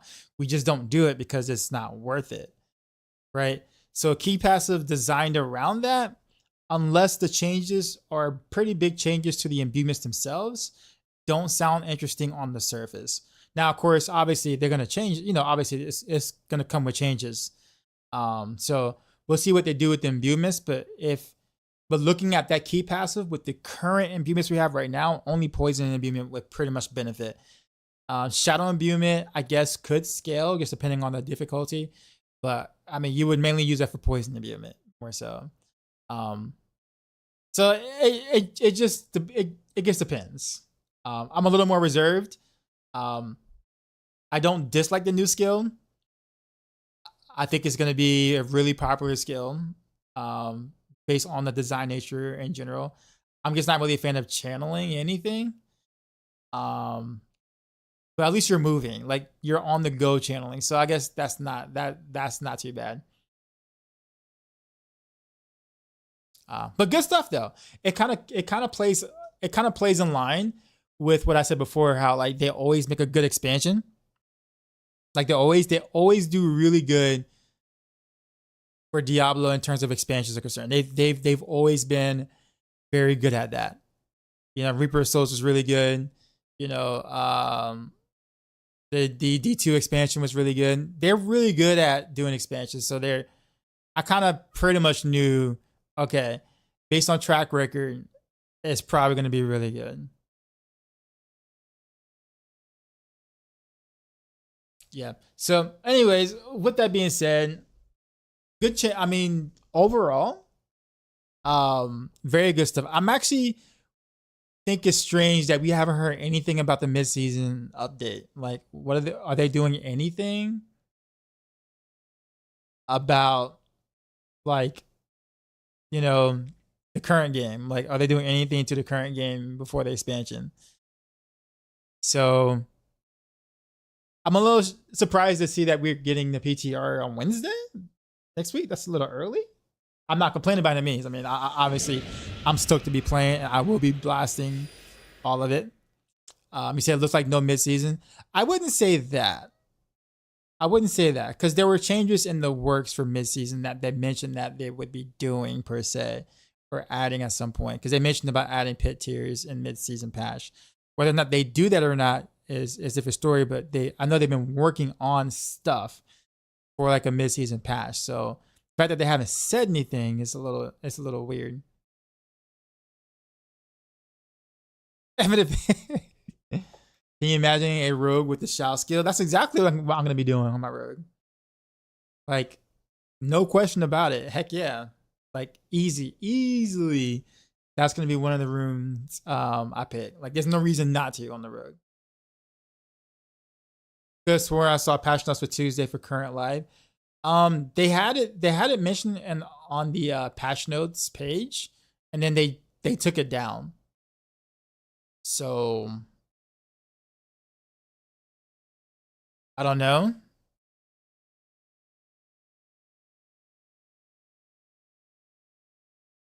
You said there's a patch notes on September 3rd. Oh, it is up right now?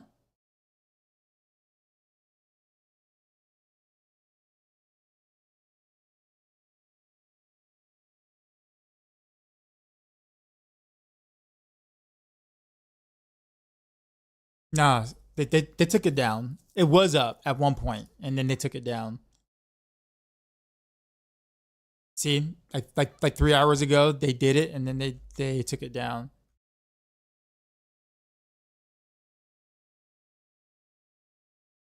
Yeah, so I don't know what that was about or why. But anyways, with that being said, I do need to go. Unfortunately, I got some things I need to do. I'm gonna be honest. I don't know if I'm gonna be doing a stream later on tonight. Not quite sure. I'm actually like quite a bit tired as it is now. So I was gonna just say that this stream was the stream for the day, even though we didn't get much gameplay, but we did get like a lot of information on the, or of course, obviously the expansion stuff, which isn't even everything. Like they didn't cover everything. So I'd be interested in that. But with that being said, there is a possibility that I stream tonight. Maybe not. Just really depends on how I'm feeling after the thing I gotta do later on. So I mean look out for it, but if you don't see me on by like midnight or something Eastern time, then you know that I'm probably not streaming. So it just kind of just depends at the moment. With that being said, I do need to go. Like I said, we need to raid out to someone. I do appreciate y'all, like all you guys being here today. Like actually, I think this is the biggest crowd I've had for a Campfire stream like ever. So I do appreciate y'all for choosing to come over here and hang out with me when you could have picked, you know, literally like anyone else, all the jillions of content creators who are also covering the same news or watching the same chat. But yeah, you guys chose to hang with me. So I totally do not take that for granted, of course. Let's see. Who to go to?